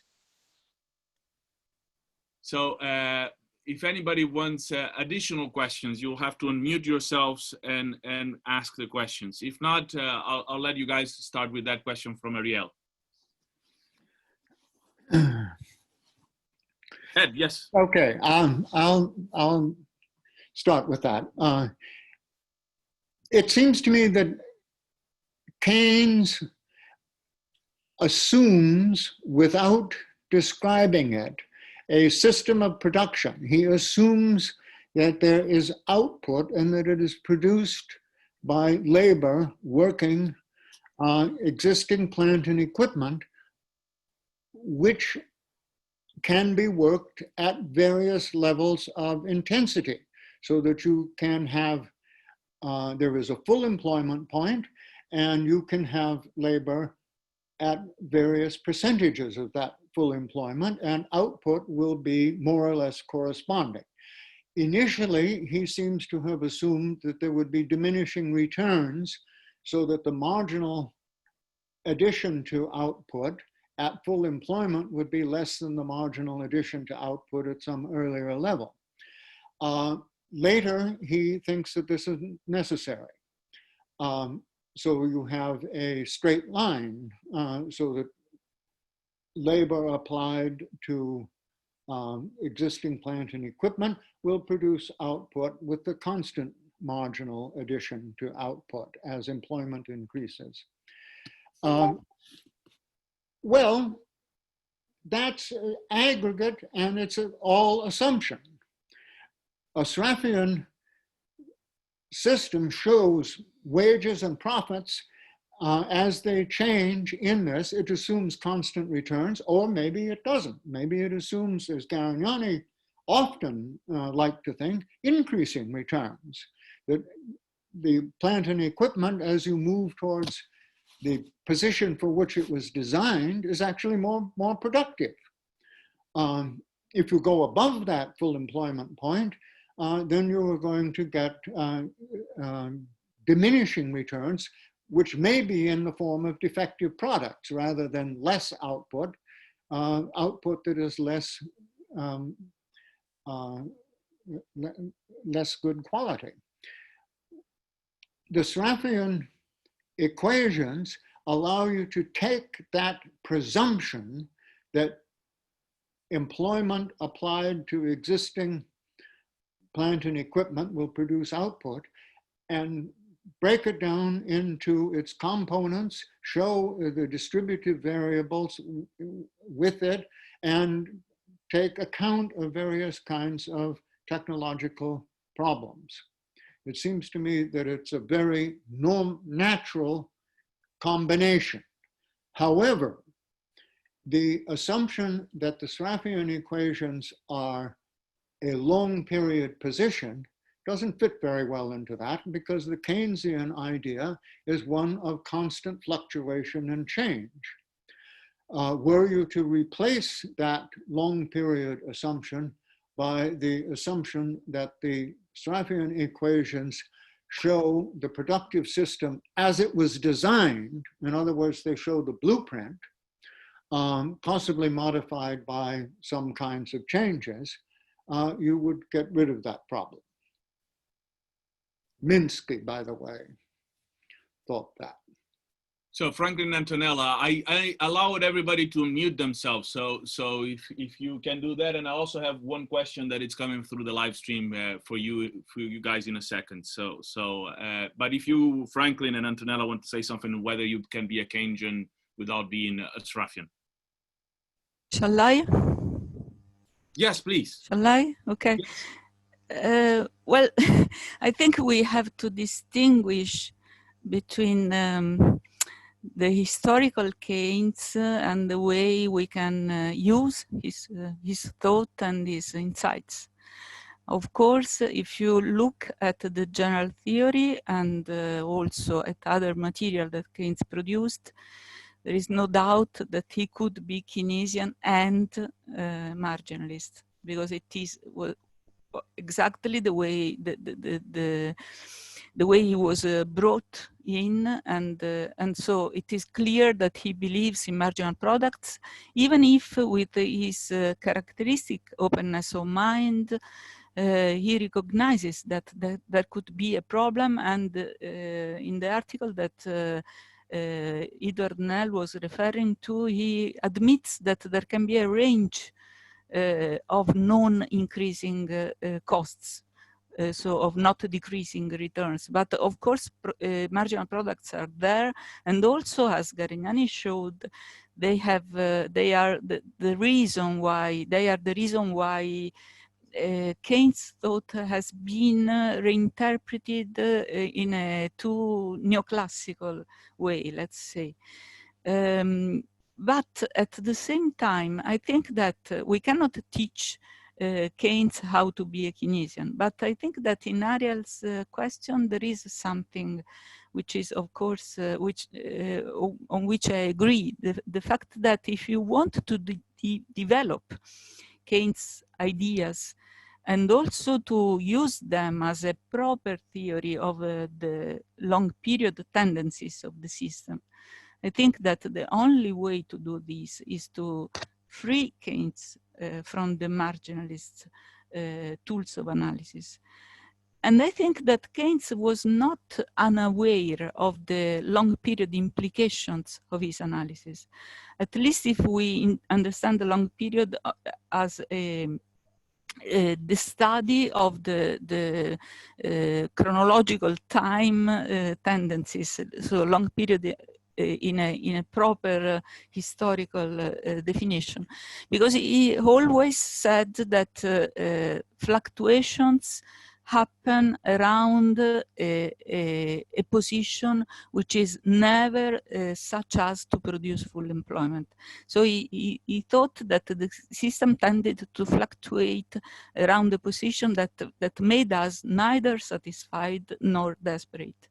And this means that he knew the implication of his analysis went very beyond the short period in which analytically he confined his analysis. So I think that to develop the long period theory of Keynesian effective demand is not something that betrays Keynes' original ambition, even if it means to go beyond Keynes, of course, because Keynes is the characteristic mix of different things and also of very traditional modes of thought, but also extremely innovative modes of thought that we know, that we have studied. If I have the chance, if I don't steal too much time, I just wanted to say a brief remark on one of the things, the many very interesting things that Professor Nell brought up, and it is about the idea, if I understood well, but perhaps I misunderstood his remark, on the idea that in Sraffa's equations define the material costs of production. So define the costs of production in the sense of the technological things that are necessary to production. I'm not sure the things are like this. So I think that it is a quite powerful framework of thought, and that we can use this framework of thought in order to study how normally, let's say normally in the sense, in the statistical sense, so more frequently, things are produced in a certain stage of society. And if the dominant technique is to put within production a lot of seemingly unproductive work, And if the dominant technique is to use a lot of resources of the firm in order to make advertising and all sort of presence on the social media, maybe this could be modeled within Sraffa's equations. Not easy, but I don't think that it is impossible, because Sraffa's prices reflect the stage and at which the society has brought itself, and does not claim to explain it, but just to study in which way this contributes to determine relative prices and the residual variable. So I don't see that the two things are necessarily conflicting. And also, I don't think that Sraffa can be defined as entirely objectivist or materialist, because I think that it was a phase of his research when he was very unsatisfied with the marginalist approach, and he identified at the time, which was during the 20s, marginalism with subjectivism. But if we look more broadly at what he produced, also some notes, let's say, with a kind of philosophical character, and the books he read. For example, you can see it in the beautiful paper by Andrea Ginsburg in the Centro Sraffa Working Papers. I think it is 2014, devoted to Sraffa and Gramsci. The reference point for Sraffa were philosophers or thinkers that thought that there was nothing objective in society, but objectivism was a kind of shared intersubjectivity. So I think that it is much more complex, the relationship between Sraffa and objectivism, than what can be thought by those particular notes. And so I think that it is not impossible to redefine Sraffa's categories in a way to take into account the relevance of immaterial production, immaterial inputs, and all this information, all these kind of things. Thank you. Sorry for the time. No, that's okay. Thank you. Those are important comments. We'll have the reply by Franklin on that. Let me just say we have a comment. We'll have a question from Moto G7 Power. So, but we also have a question that I want to ask. There are a couple of questions that were brought up in the live stream. So after Franklin replies, I'll allow that question, read these questions, and probably we should start thinking of, after those, wrapping up, and I'll give you each 2 minutes to sort of 2-3 minutes to have your final thoughts after you reply the questions. Okay. So Franklin, on whether you can be Keynesian and Sraffian. Keynesian, I think here he means really Keynesian in the sense of getting persistent unemployment in the long run. But fair enough. Well, I think there is. We must separate the critic from the more positive contribution of Sraffa. I think it's very difficult to remain Keynesian in a longer run without at least acknowledging the critique Sraffa made of marginalist theory, because of course otherwise you get back to where the new Keynesians and the neoclassical synthesis is. Now, and as I said in my presentation, you do need some theory of supply prices that is not neoclassical. If people do not like, for some reason, the classical approach and develop something else, I see no problem with that. I haven't seen something I find more interesting than what was Sraffa recovered from the classical economists, and then he and his followers followed, but doesn't mean it's impossible. And so, yes, you could be Keynesian, not necessarily following the surplus approach, if you want, as long as you don't fall back into marginalism. On the other hand, I think if you look at what Keynes did, not only Keynes could not help being marginalist because he was brought up into that. It was the economics he knew. It was the tools he knew. And this is the sort of a virtue of Keynes, that he managed to say something relevant about capitalism, about the real world, coming from that horrible background. But not only what he achieved theoretically, but what he did in practice. In Cambridge, for instance, he promoted the work of a lot of young people who were increasingly more critical of economic theory, like John Robinson, Maurice Dobbs, Sraffa, etc. And why? If he wanted to remain close to neoclassical, why he helped Sraffa so much in terms of keeping him alive and sane and working on his own project? And of course, Keynes wanted more radical things to happen. He helped John Robinson, he helped all these young people who were to the left of him. He was quite conservative, and who were very critical of marginalist theory. And Keynes, since Keynes is, and my upshot is the following: who is more a follower of Keynes? Someone who takes the general theory as the end all of what can be done, or someone who takes the general theory as the beginning of something that could be done? I don't think, especially in the case of Keynes, Keynes changed his mind whenever he found something better. So maybe we are more post-Keynesians than a lot of people think, because we followed what Keynes showed us we should do, what he did in Cambridge. Keynes had he did one thing that I really did not like, and I shall never forgive him. He died too early, and therefore he didn't leave a proper successor in Cambridge, and caused a lot of problems. That he shouldn't have died so early. But apart from that, I think we are not betraying Keynes by going further on getting rid of the stuff he said he wanted to get rid of, which is the marginalist theory. And about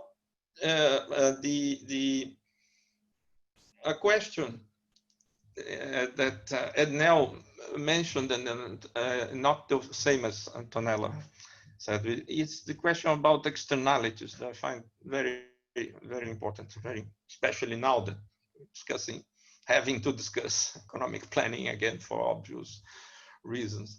Now, one important consequence of Sraffa's criticism is that there is no marginal product, there is no tendency to full employment, and therefore, as Gariani pointed out many years ago, Pareto efficiency doesn't make any sense, right? So the whole of welfare economics has to be changed. And let us simplify drastically the matter, saying that traditional welfare economics depends on substitution, a lot of substitution. Even the idea of externality is a certain discrepancy between the social marginal product and the private marginal product. Imagine that we have a complementarity, just to make matters simple. You don't really need to, but assume there is only a single way to combine it. What is the marginal product of anything? And if you do have basic goods, right?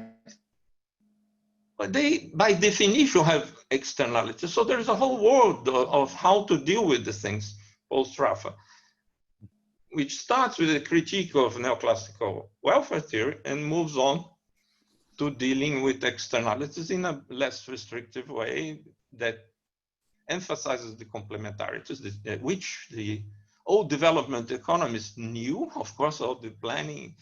So the problem is and then let me advertise here that Gabriel Aidar and myself wrote a little paper about that, and it will soon appear as a discussion paper in our institute about the implication of Sraffa to welfare economics. The constructive part we didn't even touch, but it's very important to deal with that now.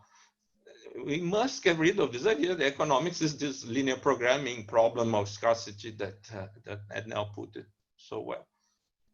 And about the materialist or objective things, what I think, without entering philosophical stuff that I do not understand and will never understand, I just wanted to point out that Sraffa, by objective, not in this particular sense, in this particular phase that Antonella is talking about, but in the sense of the objective value, or the less philosophical sense of what we mean by objective versus subjective, which is a lot of people call classical type of prices as the objective theory of prices, not only Sraffa, whether dealing with services or goods or Sraffa's approach, whether dealing with the services or goods or selling costs, as Steiner would call it, is a materialist in the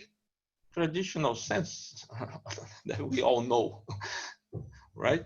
Historical materialism. So it is obviously that when he complains about subjectivity, it's not that only things that you can touch matter.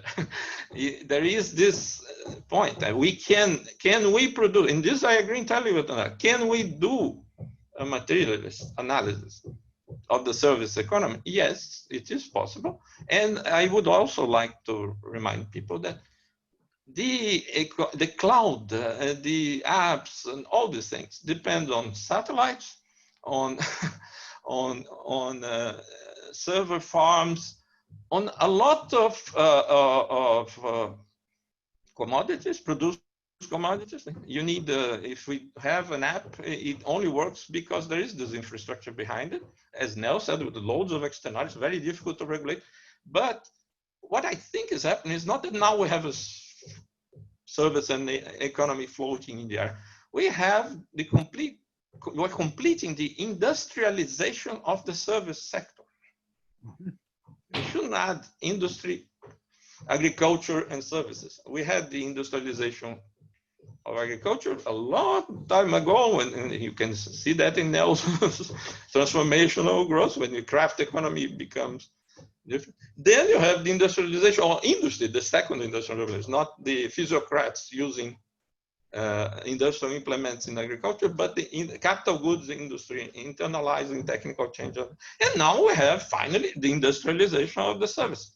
So in this sense, I think the traditional materialist approach, understood in this broader sense, not only things that I can see and touch, is still relevant. And of course, there are a lot of new stuff, but there's no reason to be pessimistic about that. But we have to get rid of marginalist things that do not help.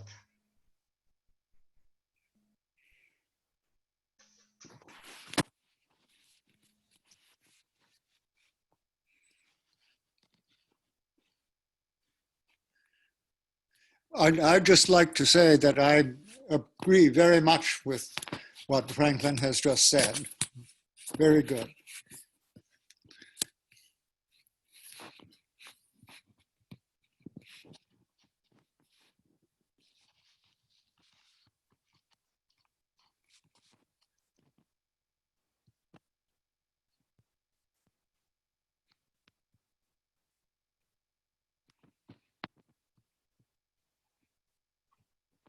Can you hear me? You are mute. Yeah, I was on mute. I muted myself. So I'm going to throw some of the questions out there very briefly, and I'll give you 3-4 minutes each to reply, and you can reply or just have your final thoughts. The questions are vast and deal with issues that are too important. So one is how relevant is steady state analysis for growth? Did Sraffa have anything to say about methodology, given his relation with Wittgenstein, as we know?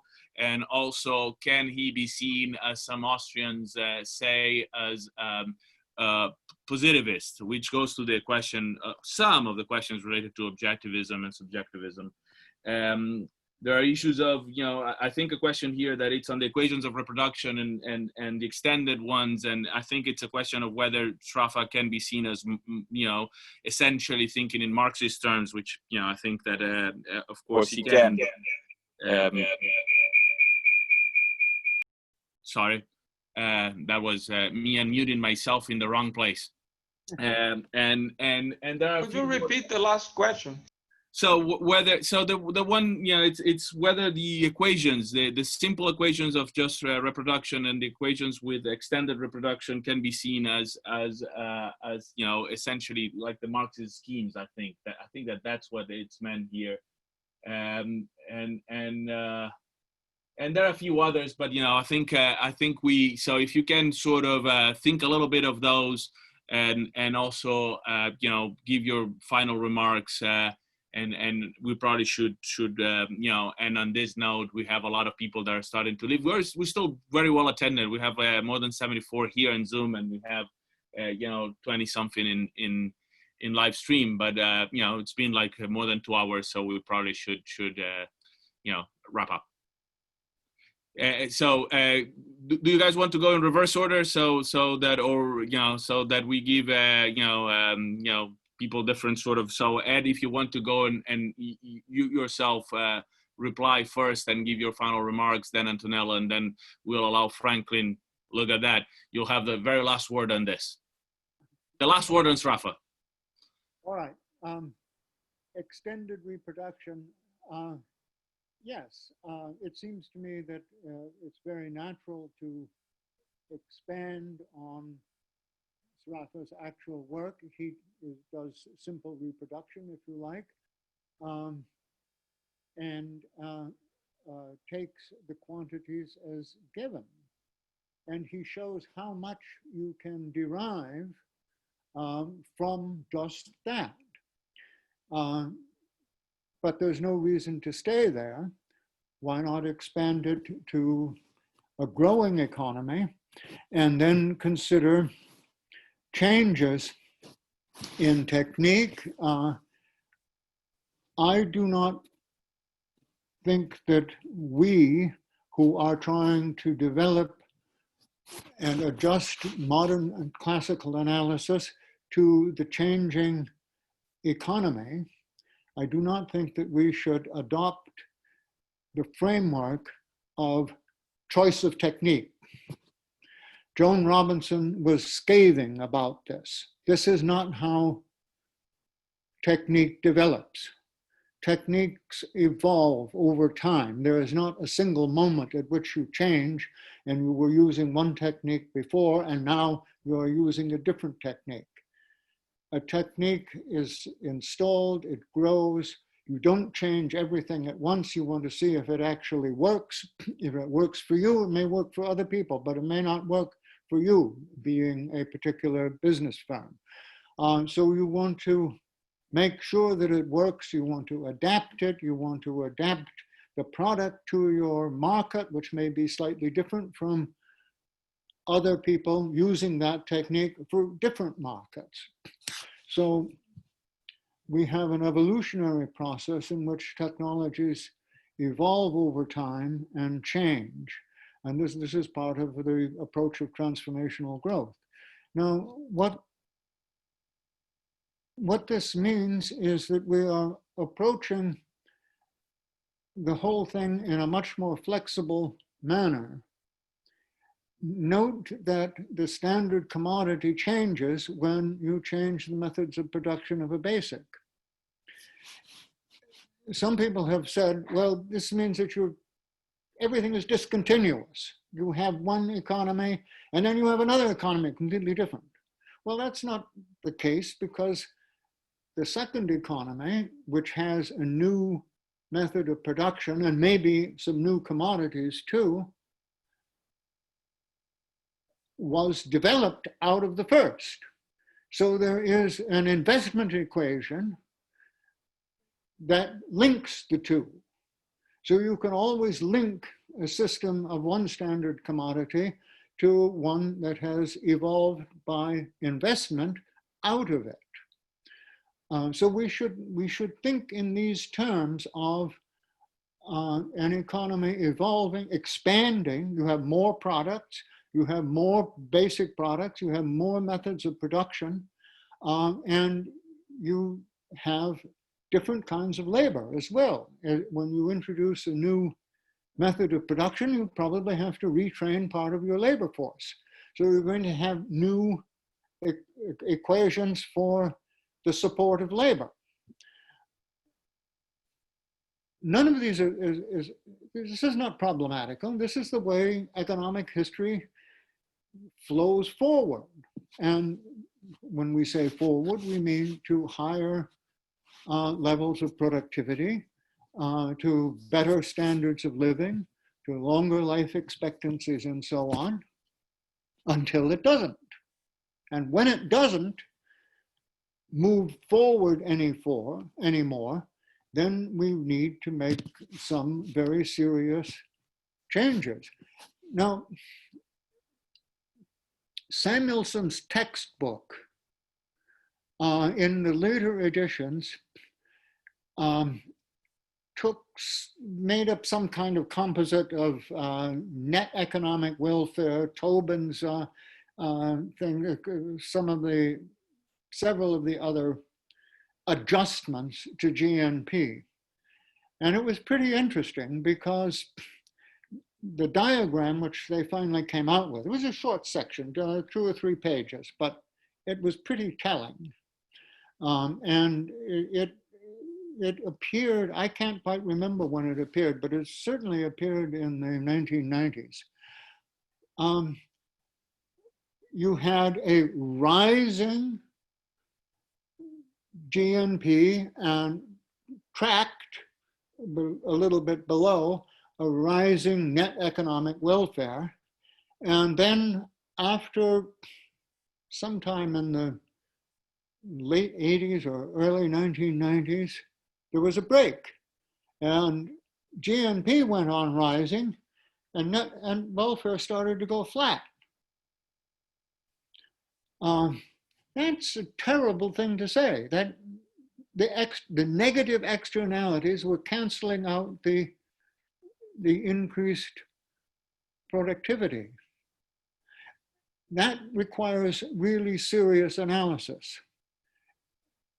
It was interesting that the Samuelson textbook, not many other textbooks that I know, in fact, no other textbooks that I know of, had that particular kind of diagram showing that the negative externalities were canceling out the benefits of growth. But you'd have thought this was a crisis. It was a couple of pages in a textbook. I think we should do better. And I think we can. I think the Sraffian approach allows us to begin to develop a study of dynamics, the dynamics of capitalist change, that would enable us to take up these problems. But I think we have to start doing it. Thank you. Thank you, Ed. Antonella. Yes, thank you. Can you hear me? Yes, we can. Sorry that I was disconnected again while Professor Nell was talking, so maybe I lost something. Well, I'm glad I saw you, that you're back. Sorry? No, I'm glad that you're back, that I saw that you were. Okay. Okay, but I'm sorry that I lost some of his remarks. So I just grasped the fact that we are in a continuously evolving system, but at the end of his speech, I think that he said that this Sraffa system can be very useful for analyzing this, and I agree entirely with this, because of course to talk about long period prices does not mean in any way to talk about stationary economies nor nothing similar. And I think coming to another question that was on in the list that Matthias made for us, that we should refrain as much as possible from the steady state analysis for growth, because the analysis of steady states, because I think that it is like to mimic a stationary economy that only grows artificially at a certain rate, a certain fixed rate, without changing any the relationship between magnitudes. So I think it's a really useless construction, which does not mean that we know easily how to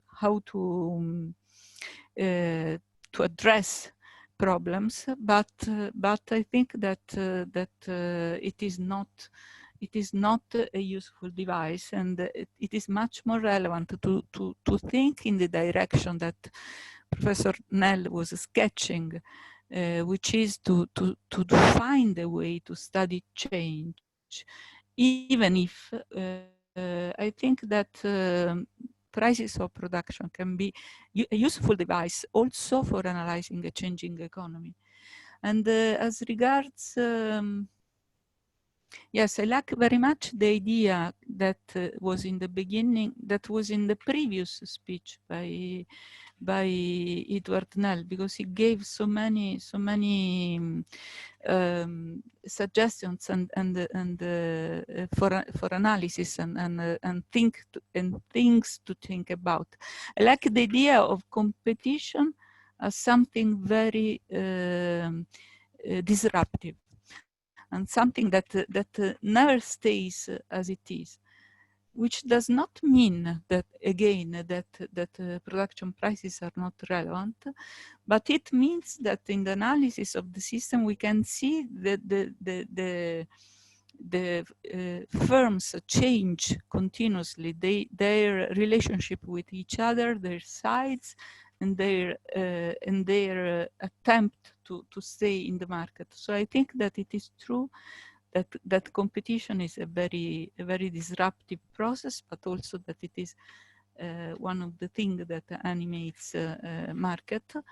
And finally, I don't know if the question about the equations of the extended reproduction and the Marxian schemes had to do anything also with the origins of Sraffa's equations. I don't know, maybe I answered to a question that was not posed, but if there was any reference to this, I think that the literature has now quite clearly shown, especially by looking at Sraffa's unpublished papers, that the route he followed to find this this complete alternative to marginalism actually was a route that was born inside marginalism, inside the Marshallian theory, because it was also for Sraffa the economics in which he was brought up, and the only one existing at the moment. So it was really a superhuman effort, as Garegnani points out, using his own words, Sraffa's own words, to get to set himself progressively free of these modes of thought, and to understand the existence of a completely different approach. And now it is much easier because he did this. Now it is much easier to recognize. And also this is a way to look at marginalist theory from outside. And this is the strength of Sraffa criticism, the possibility to look at marginalist theory as just one theory, something that can be seen in its entirety and then also criticized because it doesn't work. So I agree fully and entirely with Franklin when he says that actually the only way to go on is to get rid entirely of marginalism. Okay. Thank you very much, Antonella. So Franklin, your final comments and replies. Well, about the questions, Let me start from the last and then to the first. The last one about the Marxist schemes, I'm also wasn't clear to me if they were referring to this discussion about the origins of Sraffa's equation or more generally to the reproduction schemes. About the origin, I tend to agree with Antonella from what I read, but it's a very complicated question. There is so much discussion about the between different specialists on the Sraffa archive. So I'm not sure. Although it makes a lot of sense for me, the position by Gariani, Kurtz, and Nalj, etc. I'm not. I cannot say anything more than what I read in the papers. So, but in any case, there is one point in which the reproduction schemes connects with the other question about steady states. Right? The reproduction schemes are about quantities, not about prices. Right? This is one thing that I actually, in fact, caused a lot of confusion in the discussion about the origins of the equations, because the equations are about prices, not quantities. For instance, even an economy that Sraffa chapter 1, the economy is both does not have a surplus and is in a stationary state.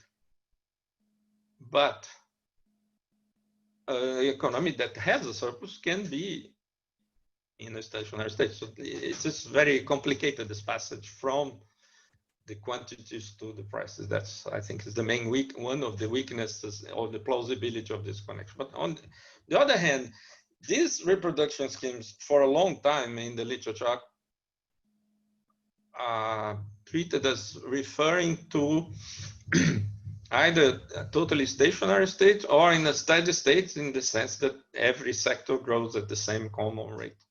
In this sense, even if interpreted like this is not so clear, there's a new paper by Christian Görk about the Marx manuscripts that says the story is more complicated, but let's assume that is the correct interpretation, because that's how we all learned it. In this sense, this connects with the question of the steady state. I think there is an enormous confusion in the literature about what people mean about steady states. I have a position that's very different from a lot of other people. I do believe that disaggregated, let's call it disaggregated steady states, states like von Neumann or any model in which every single commodity grows at the exact the same rate, the same proportions, etc. That's, of course, totally unrealistic. And it is not very useful unless for very specific things, very, very technical specific, that cannot be applied to anything. However, the idea that, for instance, in growth theory, the steady growth, a line of steady growth refers to that, is a confusion that I attribute very much to the writings later in the 50s, stuff by John Robinson and others, because that's not how Harrod put it. When Harrod said we should look at growth, he explicitly says in his work, when he says a steady line of growth, he says some sectors grow a little more, some sectors grow a little less, and since the economy is always growing, we should stop looking only at levels and ask ourselves under which conditions one level connects to the other. But he says in a broad sense, in a macro sense. And in defense of that, I can say that in the world we live in, it could be different in other words. In the world we live in, GDP is stationary broadly stationary in growth rates. We don't have a theory of acceleration, steadily accelerating growth, because we never need it. We discuss growth. I believe we don't, because the share of investment cannot grow infinitely, but that's another story with a given technology.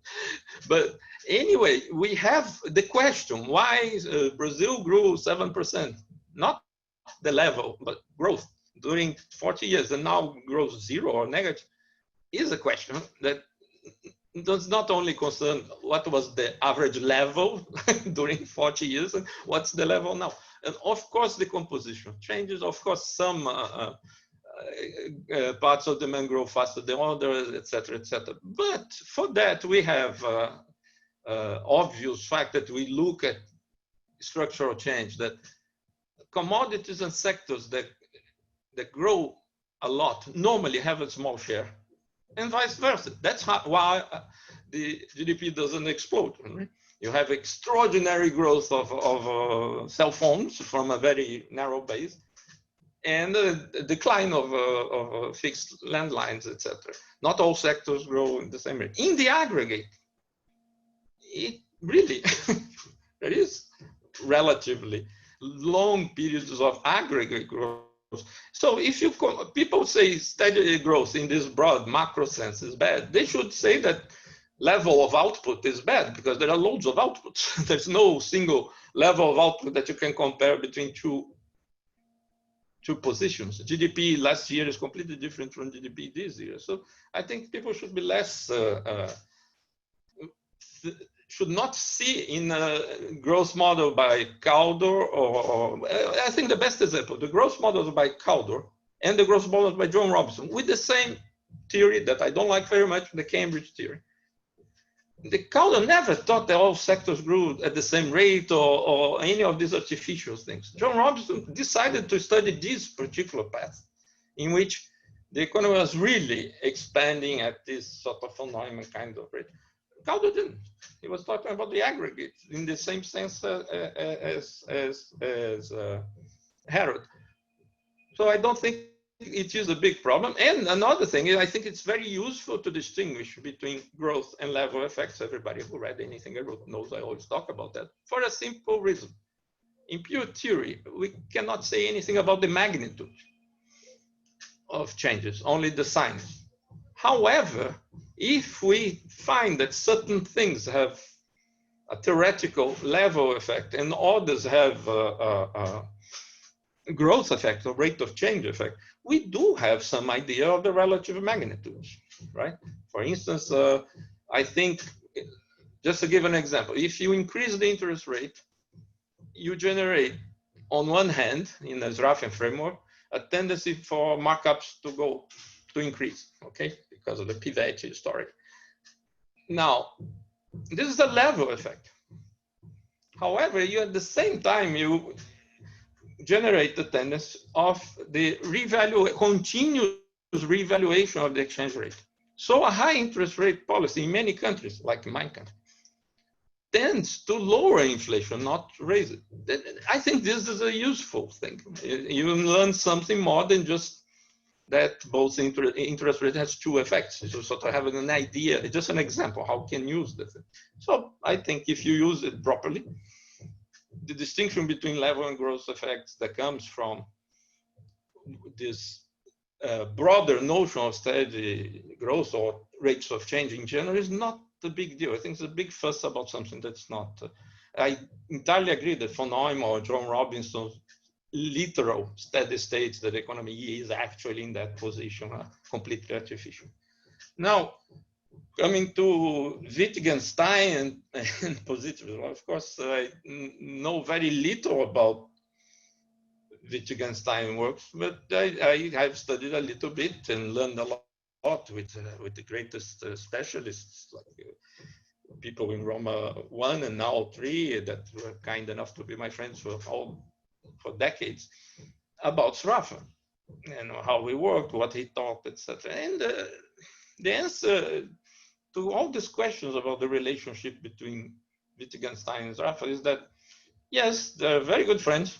And yes, Sraffa read and discussed his work. But Sraffa was critical of the first book and of the rest of the relativistic shift in Wittgenstein. Thought, of course, he did not like it. He had no, so there's no connection between the influence that may have happened, but was not very fruitful, I think, because Wittgenstein didn't change his mind. What we see is that Sraffa trying to bring Wittgenstein to more objective, more materialist conception, less relativistic. And Wittgenstein going the other way around. So I don't understand very well this literature, from maybe just from my ignorance, but really I never seen anything that can really show the opposite direction, like from Wittgenstein influenced in Sraffa. I may be wrong, but I don't see any connection. And finally, about positivism, I think is the same. The answer is connected. Sraffa, as I said before,